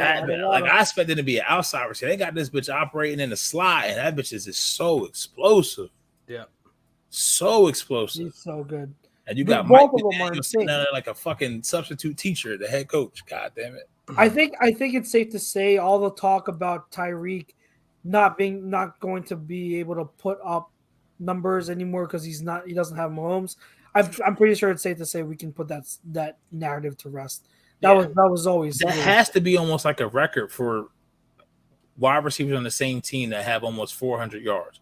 Because Tariq had 190, and I think Waddle had 170, 180. No, he was like 193, I think. It's crazy. If there's a duo that can do it, I think it's them. Yeah. They could, and by the season's end, it would not. I'm not going to call it, but it wouldn't surprise me if you start saying like these guys could be the best duo in the league. Wow! Did you see that interception? No. Emerson. I'm watching the replay of the Deontay Johnson catch right now. Yeah, so much for that. That was against Pickens too. Oh well. But yeah, that duo is something scary. You talk about like rare speed. That duo is scary. So credit to them, but not to be outdone and like not to be overlooked. Oh, he stepped out of bounds. That's not a pick. Damn. Lamar Jackson had just himself. He had a near perfect game, and it's tough that he's going to be credited with the loss because he was slinging it. Mm-hmm. He was absolutely slinging it. Like guys, you're seeing like it brings me delight to see like guys like Hurts and Lamar do such an amazing job as passers because really they're quieting all the doubters right now. Mhm. They're just runners. Like Yeah. Lamar is doing it from the pocket. I told you, like I said it last year, I saw signs of him improving and then he got hurt. Yeah. Well, he's continuing where he left off. He looks really, really good. And so, like, Pete, I'm with you, man. If I'm the Lions and he's available, if the Ravens really don't want to re-sign him, absolutely. I'd be like, what do you want? Go get him. What do you want? Go get him. Don, I said, hey, Baltimore, we got 2, but you need 2 this year, 2 next year. Yeah, you're gonna need a lot. You're gonna need a lot, bro. Because the thing is, it's really Lamar and the fucking Pips. It's him by itself. Yeah, they don't have any running game whatsoever. Yeah, and you need that. And he's still putting numbers. I don't think they win this week because I think Belichick is going to be able to figure it out. Even though I'm not a believer in the Patriots offense, I just don't think that you can do that. You know what I mean? And honestly, Baltimore did a lot of shit in the way they play defense to let Miami back in that game. But even if you play deep with them, you play cover 2. Tyreek Hill, he's just going to outrun it, bro. It's just and the Lamar, I just feel bad for him. I feel like Lamar is on a less talented. He reminds me of a young McNabb, but with a less talented team around him.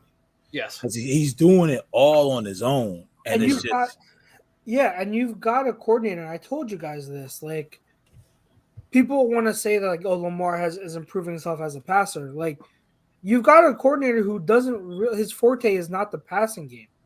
His forte is the running game. He designs really good running concepts. But when it comes to the passing game, they're really simple. And that's been his MO and his flaw wherever he's gone. Remember when he was back with the Niners with Cap, that's what they ran. That's why that's a big reason why they had success. But then once you had defenses caught on to that, and they adjusted to force them to be more of passers. Greg Roman couldn't provide anything for his quarterback. So like part of the reason why Lamar's not it might look like at times that he's struggling with passing is because he's getting no help from the coach I don't want to say Harbaugh, but he's not getting any help from his offensive coordinator because these pass designs, I mean, imagine if you had a guy like Andy Reid designing those pass plays or Kyle Shanahan or Sean McVay, even Mike McDaniel, like designing pass plays that are built and married to the run game to make them look like run designs at first, but they are pass plays. Like that's what you need. But Greg Roman doesn't do that, so that doesn't help. That doesn't help at all. And they just need more. Like I can see them if I'm them, and whatever reason they still in the divisional race. But go get Odell. You need You need people spread out. You need shit to be taken away, so it takes the focus off of him. And right now, the focus is on him, and he just doesn't know no better because he's going to end up getting himself fucking hurt. Yeah, because he's going to try to do it all because he's just a competitor. For anybody, let's go. Anybody to sit there and say, "What happened?" What was the flag on? There's a flag on the goddamn play. Damn it! What's the flag? Who's the flag on? Yeah, let's see. What was the down and distance? 4th and what? It was like 4. I think it was 4th and 3. 4th and 3. Ooh, that's a first down. Oh, come on. First down. Your green riding on the Browns, Nate? Oh no. No, I got so everybody and their mom, everybody was on the under. It was 40, right? It was 38. 38. Ooh. 38. We're 37. And it was the under. You everywhere you saw was the under. They're talking about 20, 30 miles an hour wind. And it's just crazy that people follow these influencers or whoever blindly. Mm-hmm. Yeah. It's like, oh, that makes sense. That makes sense. So I put it on Twitter. I put it on Twitter. I was just like, I'm betting the over blind. Like, I don't know anything. Like, I'm betting over because everybody was on the under. Yeah. And I'm just like, it's just not going to work like that. I'm betting over. And the crazy thing is they should have already hit it. They missed the extra point. Yeah. And they missed the field goal. Yep. Yeah. Who So knows? he's kicking Who it thought again. kicking would Why be is he so kicking hard? it again? They could. Because why couldn't they just accept it? I mean, decline it and take the kick. I don't know what's. Oh, because I guess I don't know. I'm not They're sure. going, are they going for it, or are they just kicking it? No, they're just kicking kicking it again. What's the game for next week? What, the Thursday night game? Yeah. Who cares? Yeah, let's go. Give me my money, bitch. Oh Now, my now, God. as he's looking to see who Thursday Sorry. next. Sorry. I needed to be focused on that. So what's the game for next Thursday? Yes, sir. I'm not sure what's the game for next Thursday. I'll look Yeah, it up for you. I'm trying to look. Hold on. Let's see. What's next Thursday's date? Well, I'm going on week 4. 29th, right? God damn, yo, Dolphins, NFL Chicago Bengals. is so- Mommy, yeah, Dolphins, Bengals. Ooh, That's gonna that'd be a good fun to one. watch. The Bengals Well, are that's my survivor pick this week. Them bitches can't fucking lose it. The New York Jets gonna be riding off of that high. I That don't know. comeback. Joe Flacco's pretty good. Joe Flacco. Joe Flacco's pretty good. Flacco flame. What other games were interesting? I mean, the freaking Jets came back on the Browns. Oh my God. Yeah. They were That was 99% to win that game. They had them at one point. 99.4. I know. I just saw 99. I don't know what it was, but 99 is all I need. It's like COVID, right?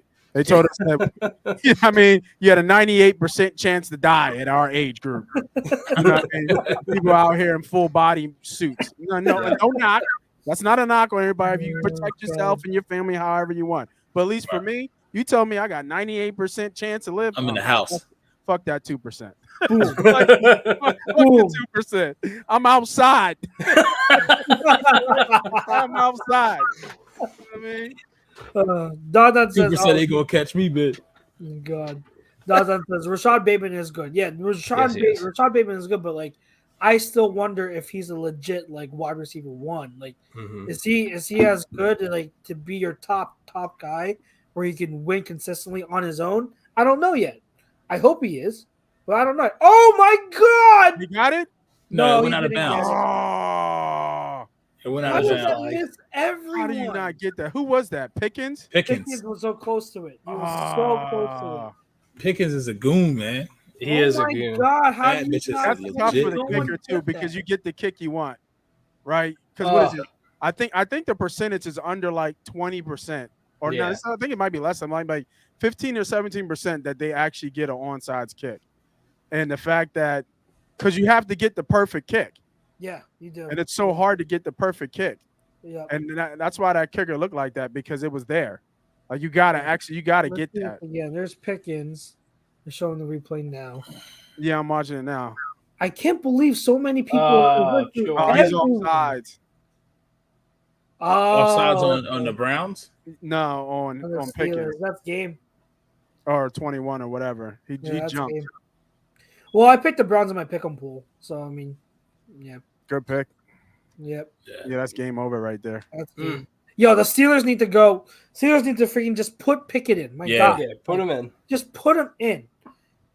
I want to be right about what I said about like I had him. For I had no him other in reason, there I just want to week be 4 right. week 4, week 5, I said Pickett will be in there, and it, I agree. I think he'll start. He'll start by then. you think so? Week 4, week Yeah, 5. he'll start. By, I mean, Well, if they play us week 7. he didn't throw a touchdown pass today. No. No, You know what I mean? He didn't throw a touchdown pass today. And he what does he have? What, maybe 2 on the season I think so. or something like that? Yeah, He's not going to last long. No. He wasn't bad week 1, but I didn't like. Yeah, he was bad last week. But I mean, he's their average. He's only averaging like 200 yards passing. Yeah, he's got to be better, especially with those weapons. Like, come on. Yeah, you can't like it's not going to last. But I mean, it could be Pickens is not ready either. they're gonna fucking bring back Ben out of retirement, bitch. And they say his big ass. Oh my god. Oh my god. I wonder what Ben Roethlisberger looks like now that he doesn't have to train. Steelers. Oh, that's very interesting. Steelers now 0-6 without Watt. Interesting. Wow. Interesting. Forgot. Yeah, without Watt, they're. Oh my god. Don asks, "How do I feel about Jimmy G coming back?" Oh Lord. I think it's sad for one. I think it's sad for Trey Lance. Like you don't want to see an injury like that to anyone. No. I was telling the guys, I said at the top, I alluded to it at the top of the show too. With Jimmy G, this team is what they were last year. And they are their floor is a freaking playoff team.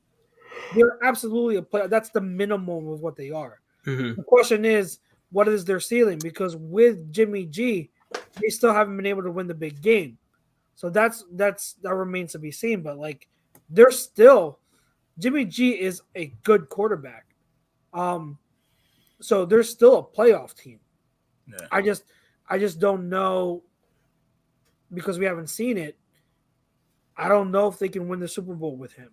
Yeah, especially not against like teams like I and I said this before, Pete, like last year after the NFC Championship game. Remember, like that loss that shows why the Rams went out and got Stafford because they needed that quarterback to put them over the hump. Whereas the Niners, you could argue that Jimmy G isn't that quarterback, and so they need a quarterback to bring them over the hump. Is Trey Lance that quarterback? We don't know. Like we really don't know. Nope. We don't know at all. But Shanahan and Lynch should have just traded for Stafford, bitch. That's what they should have did. But they were but did you hear the interview? So after that offseason, after they got Stafford, right. McVay and Shanahan were on a podcast with at the same time? Yeah. With the guy from Good Morning Football. Not Kyle Traeger. Yeah, it was Traeger and then McVay and Shanahan. It was a phenomenal episode. Phenomenal. I suggest people to go back and listen to it if you can find it. It's a phenomenal podcast. You learn a lot about both coaches. And the fact that they're friends is amazing. But they both worked together in Washington, right? Yeah. McVay was under Shanahan. So this is why I knew that that Kyle, he needs a quarterback that can put them over the top. Like he needs a legit quarterback. Not that I'm not. What am I trying to say? They need a legit, some type of X factor quarterback. Because when you hear Kyle Shanahan talk about how upset he was that the Rams got Stafford and they didn't, that's your clue right there. Because Jimmy G, he's good, but he's not the type of guy that can carry your offense on his back. So all that said, though, like Jimmy G is only going to make, like, he's going to guarantee that this Niners team gets to the playoffs. They're a playoff team. I would say that, and unless fucking Arizona gets their shit together, because I thought they were dead in the fucking water last week. That was another game. I looked. I'm like, they fucking came back and won in overtime. No, that was all Kyler Murray too, man. They said he ran. I think I saw like a next gen stat. That one scramble he had 21 seconds. It was like 85 yards he ran. Yes, insane. You're watching it, and I'm like, what in the world is no one going to get after him? Like, what's going on? He's just literally sitting there. Can't nobody fucking catch him, bro. You have less time. I've played flag football games where the quarterback has less time than that. Like, are you serious? If he gets an angle on you, bro, it's over. It's over. Like, oh wow, he's short. Oh wow, they're reviewing it. Okay. I mean, I don't know if they can tell where the ball is, but his knee's short. He's short. Oh, he is. Oh. I mean, they'll still go for it and get it. Yeah. Because I mean, at that point, you got it. I think it was 54 seconds left on the clock. They have no timeouts. His knee is down right there. Yeah.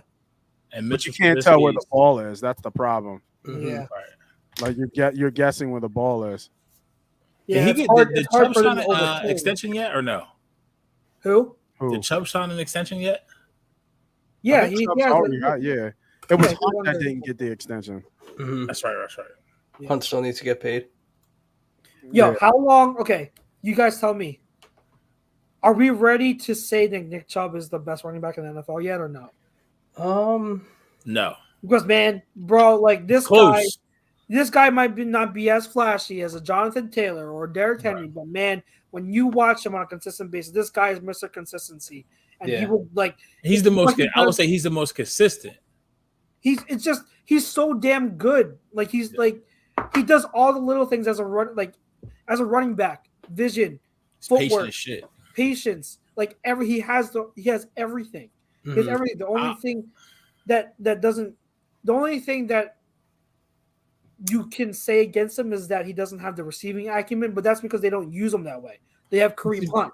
So but also at the same time, and it's not to take nothing away from Chubb, I mean, he's running behind a top 5 line in football. If you put Jonathan Taylor behind that line, I won't even use Jonathan Taylor because he's different. I'll give you, if you put Derrick Henry behind that line, it's a different story. Yeah. Well, the Titans and Colts lines at some points before were really, really good. And Derrick Henry was fucking putting up better numbers than Nick Chubb. Just making my point. Mm-hmm. No, but if you take everybody's situation as it is, he's definitely the most consistent. He's the most. I would say, as just far as running the football, he's the most well-rounded running back in the league. He's the best pure runner in the league. Yes, pure running. He's the best pure runner in the league. It's crazy. I watch some of his film as regularly as I can because when I look at him, he's right now the standard of what a running back should be doing. He's the standard. Like he's the absolute standard. I have it on mute. Yeah, they reversed. Wow. Was it they reversed the call? Yeah. They reversed it. Where are they? Where are they in the field? It's 40 seconds left. Be like 4th and inches. Oh, 4 seconds. Are they on there? Yeah, they're on their side of the field. They're in Pittsburgh territory. That's not a good call. I think that's a bad call. Like his knee was down, but you don't know where the ball is. Yeah. I don't know sometimes with this. Maybe they had another angle where they saw the ball. Like I would punt it and just, hey, Mitchell, beat us. Yeah, like I don't know why they're not punting it. I would punt it with Mitch Trubisky on the other side. Yeah.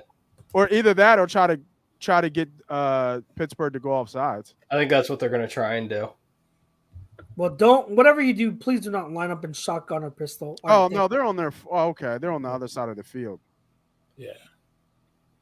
Yeah, they're going to give it right to QB Chubb. Sneak, QB sneak, offsides. They're trying to get them offsides.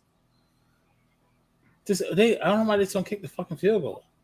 That's a pretty – I mean, with the win, that's a pretty – That's far with that win. Far. Yeah. But you still got 14 seconds. I mean, yeah, this is – You got 14 seconds. This is smart. Yeah, they can delay again. This is the delay. Yeah, now they're going to punt it. Smart. Yeah, no punt it. Oh, they took Don does say Deuce Staley is amazing. Swift is averaging 10 yards per carry. Mm-hmm. Don, we told you, Deuce Staley brings out the best in running backs. When he got hired there, I'm like, oh my God, DeAndre Swift is going to go off at some point. If John Harbaugh would have had Deuce Staley as his offensive coordinator, Jesus Christ. Shout out to the black punter. Hey, what was it? I don't think he's black, but what was the dude that punted for the Raiders that was black? Marquette King. He's not even in the league no more, is he? No. I don't get why either, because he still has a leg. I don't know. He can't tackle like Yo, you know what I just found out the other day? What? I know Taylor Rapp was part Asian. Really? Is he? The frick, yeah. Yeah. He is. I was like, holy, he took a picture with Young Ho Koo. Or Young Wei Koo. I always say Young Ho but it's technically Young Wei. Because you want to be a pirate. My God. Like, yeah, Taylor Rapp's half Asian. I'm like, oh hell yeah, I'm following you on Instagram. You are now one of my favorite players. Wow. Don says, is this Frank Reich's last? Yes. Him, Matt Rule. What's up, Nike? I don't know if it's Frank Reich's last year. The disdain. Nate just looked at the cat. Yo, like, I mean, the John has been like freezing, but this is like his 7th time up here. Like, they keep kicking his ass off, man. Like, that's what is that the only pet you have? Do you have dogs too? No, I have 2 cats and a dog. Okay. But he's the cool cat, though. I'm allergic to cats. I'm allergic to cats. games this week. Packs, Bucks, big ones. And you got Bills, Dolphins. How that game is not What are we doing? a 4 o'clock game is Jesus amazing. That's a Christ. 1 o'clock game. I was doing my Browns.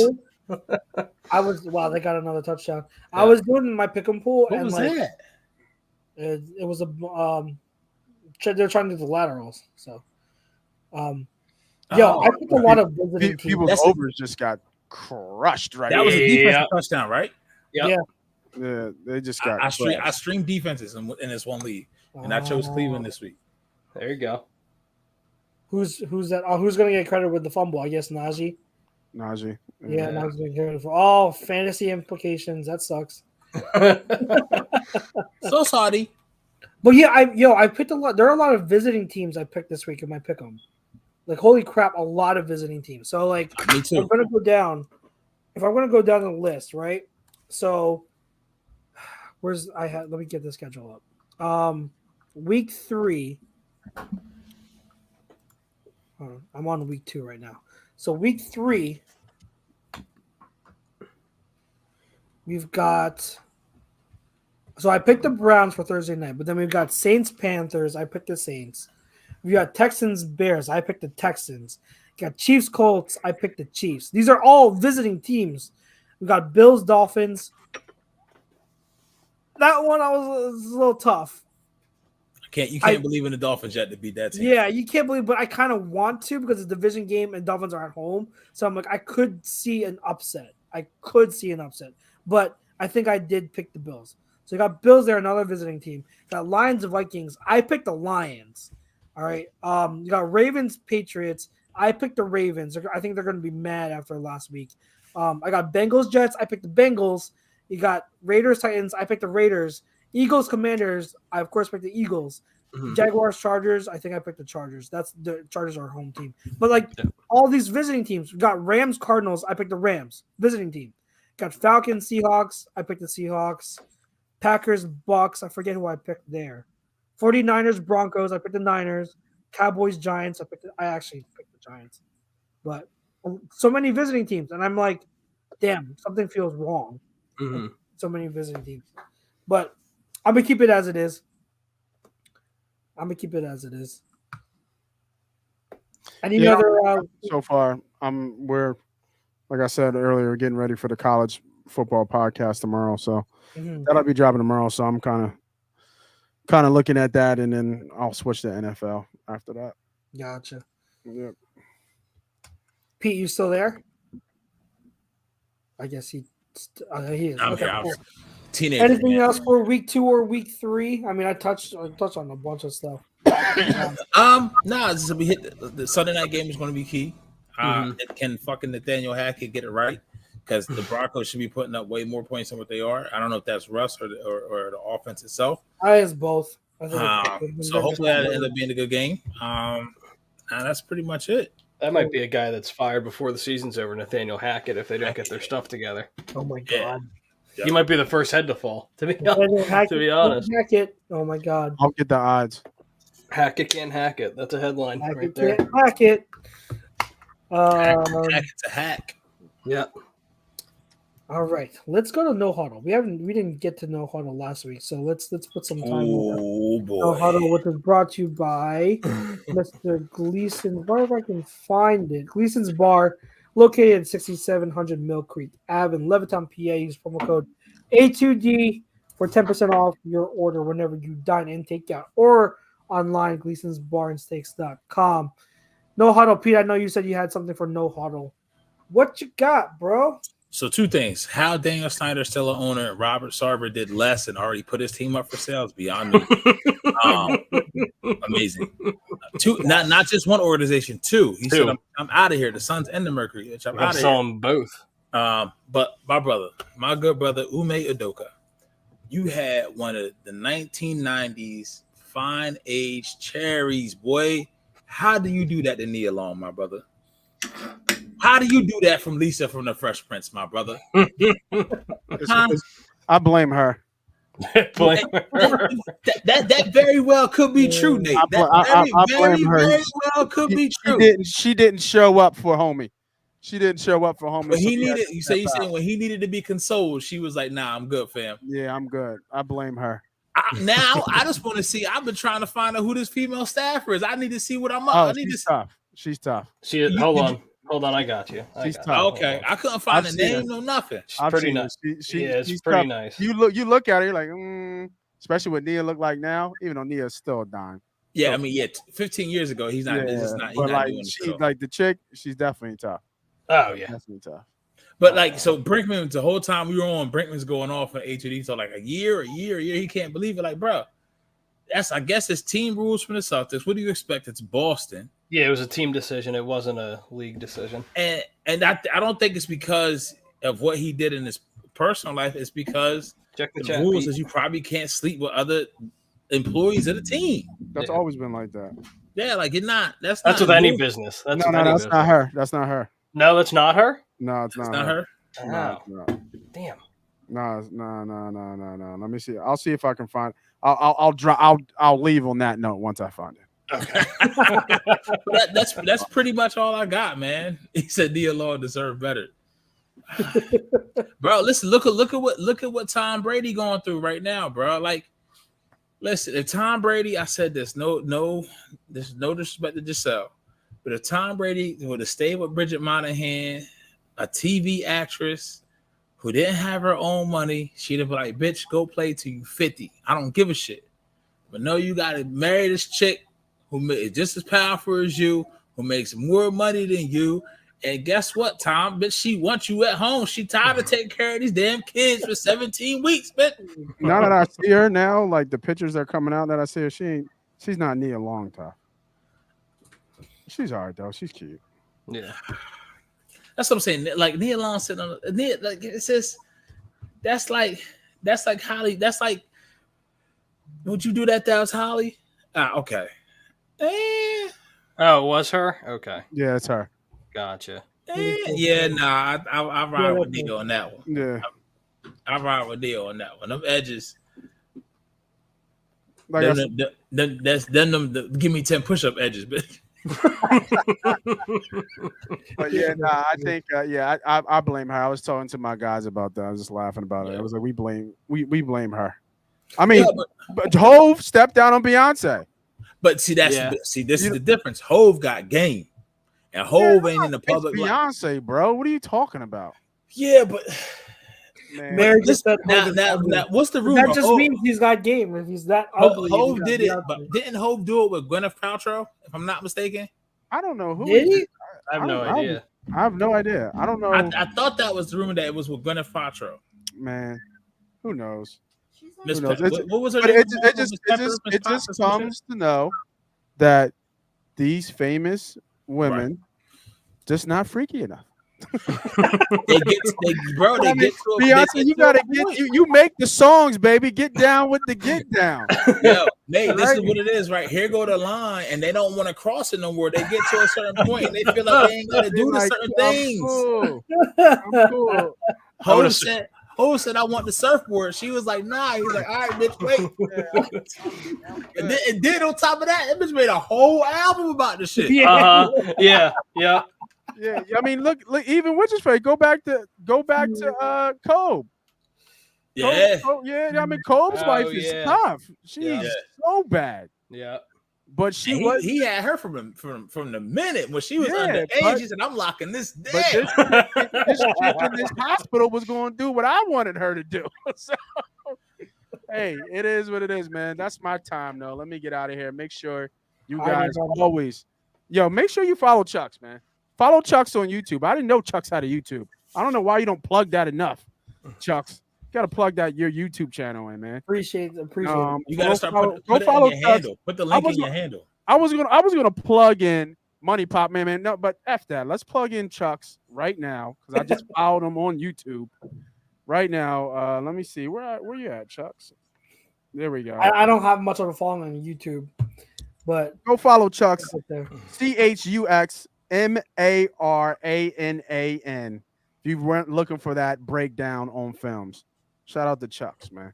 Appreciate if it, he brother. could, he would change his last name legally to Westbrook if he could. I gotta hear him pronounce it before I say it. I ain't want to say it like that and butcher it. So my pronunciation is trash. For somebody who hosts shows. Yeah. You want to be the first one. Trust me. Yeah, man. Trust All me. right, fellas, I'm out of here. All right, Dave Money. Peace. All right, that's it. Peace.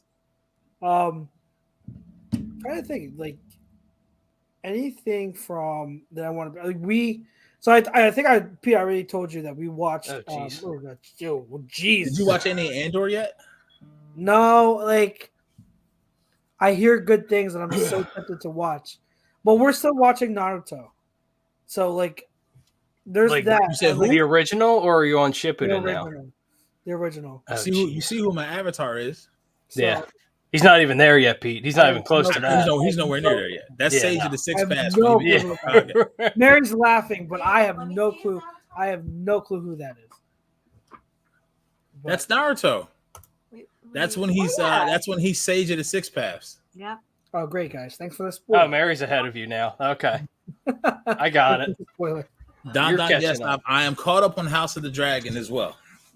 We're not caught up yet. I'm We're waiting two for episodes behind. I'm waiting for the season to end, and then I'm just gonna marathon it. Yeah, that's I my sat plan. that 3 episodes, so I watched all 3. And I've I been like watching it so far. I like it. I think House of It's Dragon is decent. good. It's Yeah, decent. I like it.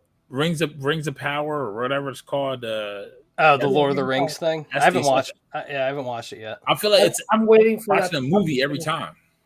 I've I'm heard like binging mixed that. things about it. Like some people I know say it stinks, and others say it's like just as good as the movies. I don't know. I think if you follow it super close, you probably don't like it. But I'm a Alright. casual, so I don't Yeah. need to know like this. All this, the this. in depth. lore, all Okay. the Right. lore and stuff, So yeah. I can just sit back and enjoy it. Yeah. You know what I mean? Gotcha. Okay. I So- still haven't watched a minute of She-Hulk. So I mean, Me either. I have no interest. Yeah, I have no interest. I have no but like interest. Daredevil's going to be on it soon, so I feel like I need to. Well, Well, you would maybe I'll hope they just get watch that the right. season. Maybe I'll just watch the one episode that he's in. And Like I don't know Well- where I stand with Marvel right now. They've all just kind of like, Speaking of that, eh. what did you think of the new Black Adam trailer? It looks good. it looks so It good. looks good. It looks so good. I'm excited. Like I was It's a kind of lot iffy. it's a lot more people in it than what I originally like. I'm like, oh, Yeah. this person's in it. This person, what the fuck? Like what? Yeah. Like now I'm like, what am I going to get? Yeah. This is Yeah. part 46. 446. It's streaming on Peacock, Don. That's all you need to know. Yo, freaking! I had never watched the Halloween movies until last year, right? Why? So because I was like, because it never like horror movie is not really my genre unless Me it's too. like a really good horror movie, then I'll get Yeah. into it. But like, it's not really, and it's not because I'm scared. I find them predictable. And They're all like, the same. Yeah, that's all how the I same. feel. Right. I'm the So- same exact way. So last year, I finally got curious. I was like, fine, I'll watch the freaking Halloween movies. So I know there were a lot. So I was researching, like, okay, what's the chronological order of this, bro? There are like alternate universes of the whole thing. Yep. Like the first 2 movies are one, and then it branches goes off left. to another set. But then they make another set of movies that are not related to that, and then there's another one that was this whole thing that Rob Zombie made, and then the one last year was a sequel to the first, and Correct. then the one that just came out is the the third conclusion one. to that. It's like Correct. what? it's like ridiculous thing. It's a whole thing. it's Flash Paradox. Pretty much. But no, it really is. So the first 3 were kind of, and the first 5 that then was one. I think 5 was one bitch went to Africa or some shit. It was so It was weird. Then I remember I the know. third Yeah, one. yeah. The third one was I think 5 was A Curse of Michael Myers. That one, all that was kind of, even though it was disjointed because it all had Donald Pleasance in it, the original Dr. Loomis. Mm-hmm. So that all was kind of the same. And then it went left before the Rob Zombie joints. Let me know if y'all remember this one. This was like MTV TRL days, the one that had Busta Rhymes and Kelly Rowland in it. Mm-hmm. I think that was Halloween H2O, if I'm not mistaken. I think it was Was it? Halloween H2O. Yeah. Halloween, and then the Rob Zombie joints came, and then they went back to this, to where Back to this this, is like yeah. kind of to close that loop. I don't know. To me, Okay. Michael Myers is, I'm not, the expressionless face is what fucks me up. Yeah. Like, it just, and I really feel like he's he's otherworldly. Like, bro, like out of Jason, out of any, because his story is just kind of like this bitch is just is like the most believable to the point to where he's just crazy. Yeah, and he turned off the mechanism where he just doesn't recognize pain anymore. But you see people who are like that level in martial arts where they can punch through 20 fucking bricks, and it's kind of the same shit. You know what I mean? So it's just, I don't know. It is crazy. Yeah, I only watched the first one and then went to last year's because that's perfectly fine. Yeah, because it's the same dude. Yeah, same dude. And they had like the kids were all grown up, probably, and so that's what I got to. And it's not, the first one wasn't bad. Like considering when it was made, when I was watching, I'm like, this is well done. You watched the original. The original, the very first. When she pulled the mask, when she did pull the mask off, you see the old boy had a Jerry curl and shit. Yes, yeah. He had a Jerry curl. I forgot about that. He had a Jerry curl and shit. Yeah. Like that's my thing with like horror movies though. Like some things are like so ridiculous, it's almost funny. Like how some people get killed off. I'm like, just why? Yeah, like you know what I mean? All right, so the two, I haven't watched these, but from what I've heard, because I don't like to be scared. The movie X, they had Kid Cudi in it. Movie X. It had. I didn't watch that. It was like essentially what it was it's 1970s. This group of adult film stars. This one girl left, and they find this this ranch, and it's this older couple there, and it's a barn, and they want to shoot there. Well, they don't know that the older lady and the main girl, I think her name is Mia, is played by the same actress. And Mia is like a church pastor's daughter. She wants to be a porn star. While the old lady, her name is Pearl, is the antagonist of the whole movie. And she's freaky, like she's creepy as shit. Talking about like an old 85-year-old lady standing there asking to get piped down by a young black dude, Kid Cudi.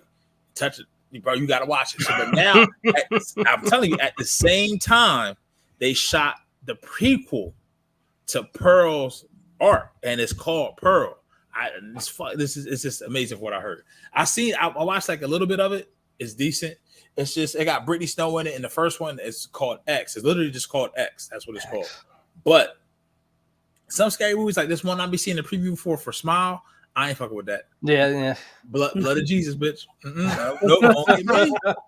You know what horror movies I do get into, even though they're not for everyone and they can get a little weird. I do kind of gravitate toward exorcism movies. I'm out. I see myself out. For some reason, I think it's because like my upbringing, like I was brought up in such a religious household. Oh, okay. I didn't know where you were going. Like the whole demonic possession kind of thing, like intrigues me because I'm like, because that's not that I'm into it, but more of like that's what I'm against. Like you know what I mean? That's I'm like praying in my head. That's right? evil. Damn. Like that's evil. So like I'm always like, I kind of like in me, I'm always like that's the evil that I'm always up against. You know what I mean? So like I see that I'm like, yeah, that's true evil. That's the devil. So yeah, I always gravitate to those kind of horror movies. Okay. But the one thing I did finish today, I did finish watching was Karate Kid. Or not Karate Kid, sorry. Cobra Kai. Yeah, I got to the episode where she told him she's pregnant. That's where I'm at right now. Oh, okay. So yeah, damn. All right, so I'll wait. But the only thing. Okay, I'm telling you, bro. Like that's the one. Yeah, nope. Oh, see, because like that stuff doesn't scare me. It intrigues me. Well, it scares me, bitch. Yeah. I'm telling you that. Good. Good. What was I gonna say? Oh yeah, like this season of Cobra Kai, right? Best season. How many seasons are they on now? This is fifth. Five. Okay. It's the best season out of all of them. Wow. Best season. Storyline is so good. The characters are amazing. They bring back the way they have the characters now and bring out old ones and integrate them with the kids now. Like last season, I thought was the worst. This season is absolutely the best. I love it. The fact that Machio is 60 and I didn't even know that. Is he 60? He's 60. You guys are old. And Pete, when you get to the finale, when you see these guys fight, like no one's gonna confuse them with like legit martial arts actors. Right. Like, no one's gonna, but like the fact that these guys are this old, like Chosen, like he's this old and like he's doing these fight scenes. like props to them. Again, like it's not. It's Now not the dude that plays Terry action. Silver is really about. He's about that shit in real life. Mm-hmm. Yeah, that's what I heard. That's what I read. Okay. But yeah, they did a good job this year with this season. Yeah, and I mean like Ralph Macchio, like the guy who plays LaRusso, like he's the most not believable martial arts actor there is. You watch him fight and it's like, yeah, there's no way you're good. You're really good at martial arts. So I laugh whenever he fights. But everyone else, man, some of these kids that are like doing these martial arts, probably nuts. They're pretty good. The one dude, Lawrence's son, I used to watch him with my daughter at the time, Disney XD. What was it called? I think it was called Just Kicking It. It was like a preteen show that and they were all like martial artists. You know the girl, it was a girl. Remember Cloak and Dagger that came out and they canceled it way too soon? Yeah. The girl in that played in that, Olivia Holt. Oh, okay. I forget what it was called, but I mean I've been seeing that dude do martial arts for I'm like vaguely remembering it. Yeah, for years, bro. It's so much. That's the thing. It's just not enough hours in a day to watch everything, bro. There's too many shows now. That's the issue. There's too many shows. I still gotta watch Jurassic World Dominion, which I heard was horrible, but I can't not watch it. It was visually it's great, but like once you get to the end, you're gonna be so disappointed. It's gonna be so bad. Right. It's just like, how can this shit really happen? Like, yeah, right. Wonderful, awesome. But lazy writing 101. I can't not watch it. I have to. Mm-hmm. Like the original 3 are in it. Like there's no way I can't. Are you? I'm assuming you're a big Jurassic Park fan then. No, I'm not really like a big, but like the first one was like such a big movie when I was younger, and I loved that movie. Yeah. So like, I wouldn't say like I'm obsessed with it like other people, but I think that was like the first movie that kicked off that whole. It's not just a movie, like you market a whole summer around that to where you saw the McDonald's cups, the rides. Like then after that you had I think you actually know what I think. No, I think that's probably the second one. I would say T2 was the first one. T2, okay. Then Jurassic Park. Then you had like Men in Black, and then there was never a flop. And then until you got to Wild Wild West, I think that was like 97, and that shit was a flop. The Matrix was huge too. Whenever that, but like you had all this shit. Yeah. I was about to say something else. I forgot. Oh, you were talking about the Jurassic World, Jurassic Park. Yeah, I mean, there's just so many things I need to watch. Mm-hmm. But like, yeah, there's not enough time, and I have to include that with watching film. Right. Like, oh my god, watching regular sports. Like, I don't even want to watch like regular shit until I don't know, like just Sunday. Because like outside of that, I'm watching like comedy shit. Like I found this show on Hulu. Yeah. It's a good show on Hulu called You Fool. It's I heard that's good. Yeah. It's a Mexican dude. I think he writes it in the shit. Like it reminds you almost like a young George Lopez. Okay. His cousin gets out from 10 years and he's a gang member, but the dude that gets him out, the main character, he works at a gang rehabilitation center. So it's like it's fucking crazy. I can't fuck with that. I'm not anything with hell demons. I'm good, player. I never saw the original. I wish I had my Bible right here because I never. So what is? I never saw the original Hellraiser. I know there's a new one out. I've heard they're good. I just have no interest. Yeah, all I know about is Pinhead. Yeah, obviously iconic. Like, bro, I remember. I'll never forget this. A house that this happened to burned down. I was like 8 years old, and Poltergeist came on. And this is when the TVs used to be on the floor, and you had to turn them. Bitch, when that motherfucker came out that TV, not going near that TV. Oh my god! TV's on at night. Pete's like, nope, Oh, nope, nope, I slept at the foot of my mom and dad bed, bitch, for the next 2 weeks. I don't want to fall out of my ceiling. You know what? So, like, let me get your opinion. Like, you know what I do find scary is that, like, okay, to me, one of the scariest movies I've ever seen personally was Strangers. I don't know if you guys remember that one with who was Strangers with Liv Tyler. Liv Tyler.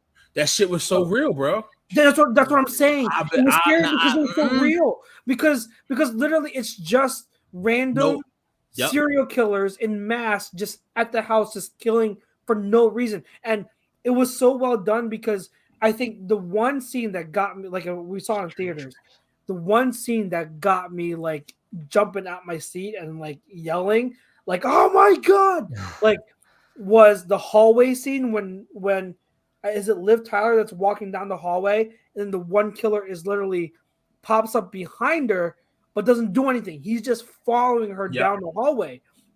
So it's not because what would it's a different type of suspense. The traditional horror movie would have the killer pop out and like attack him, right? But you have this movie, it brings out the killer, but then it amps up the suspense where you expect him to attack, but he's not attacking. He's just walking up behind her. So you literally see the killer at any moment. What are they going to do? But they're just there. So like that anticipation of, it's not only that anticipation of like, okay, the protagonist is in a by themselves in a room, a dark room, and you know it's going to pop up. You have that music in the background, and you know that anxiety, right? That anticipation that builds up. But no, this is taking that, amping it up times 100 because now you see the killer behind them, but you don't know what the killer's going to do.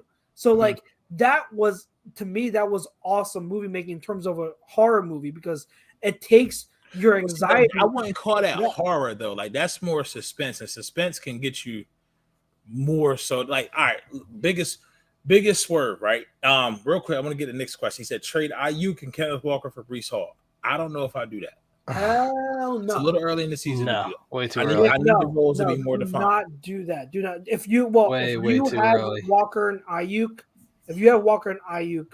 hang on to them. If you're on the Breece Hall and do it. Whatever you do, get Ayuk and Ken Walker. I'm telling you, Ken Walker is just as talented as Breece Hall. Get him. Get him. What I was about to say. One of the biggest swerves ever, I think for me, was the first Jeepers Creepers. Oh, okay. Because of the fact of up until that point, it was kind of like it wasn't suspenseful. It was a horror. It was cannibalism, and it was a slasher flick. But he got what he wanted in the end. Like he could not be brother. Yep. You see what I'm saying? So he flew off with the boy because he wanted his eyes the whole movie. You feel what I'm saying? So that tripped me out. But yeah, Strangers, man.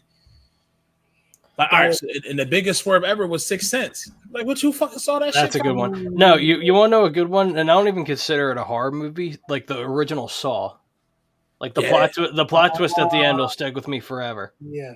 One of the best plot twists in movie history. When that bitch got up and said, motherfucker. He just got up. He was on the floor the whole time. And then you got like your gory type of like movies. And like, if you want to, I don't know if you guys are into this. And I kind of watched halfway through. Go watch The Green Inferno for like the first 20 minutes and see if you can make it. If you can make it after the first 20 minutes, you'll be all right. Okay. Green Inferno. I'll try to put that on my list of like a million things. Yeah. You have to wait to Grayson is sleep. Like he got to be in REM sleep. Oh, that's never. That'll be never. That's never. This kid will wake up during REM sleep. I don't way to wake up somehow. He doesn't want to miss anything. Tom asked me, he says, does Bray Wyatt show up on SmackDown? He could. I think it's too telegraphed at this point, though, with the whole White Rabbit from the Jefferson airplane, and they playing it during it. I don't know. We'll see. Wrestling talk. Did you see what is it? Me Time on Netflix yet with Kevin Hart and Mark Wahlberg? Not yet. No, it's very cheesy. It's like me and my girlfriend watched it the other night. It's like it's okay. Like it's not like a bad movie per se, but like you'll get a couple laughs and you're like, okay, it was good. I'm not gonna watch it again. Mr. Toronto one? Did you watch the Mr. Toronto with Kevin Hart and Woody Harrelson? Where he walks in, gets confused. Yes. So was Me Time worse or better than that? Or about the same? About the same, yeah.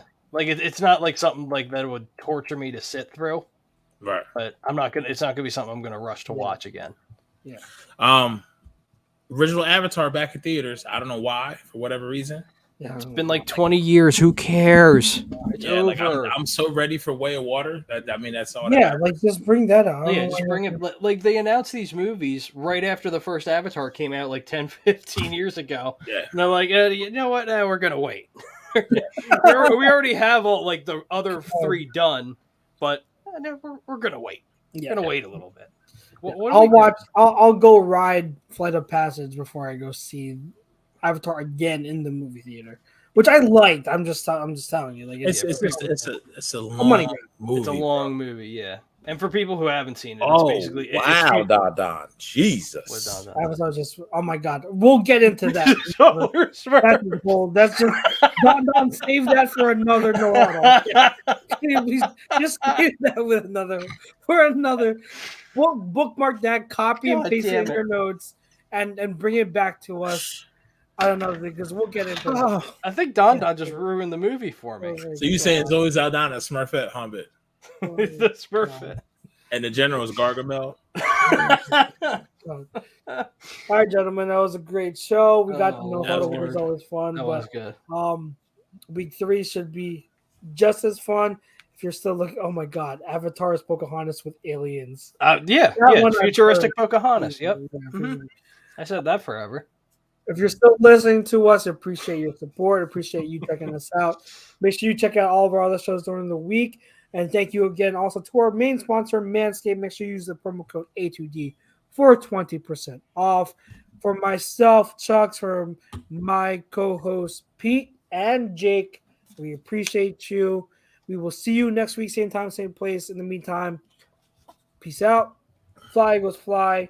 God bless. We'll see you. Later. Guys.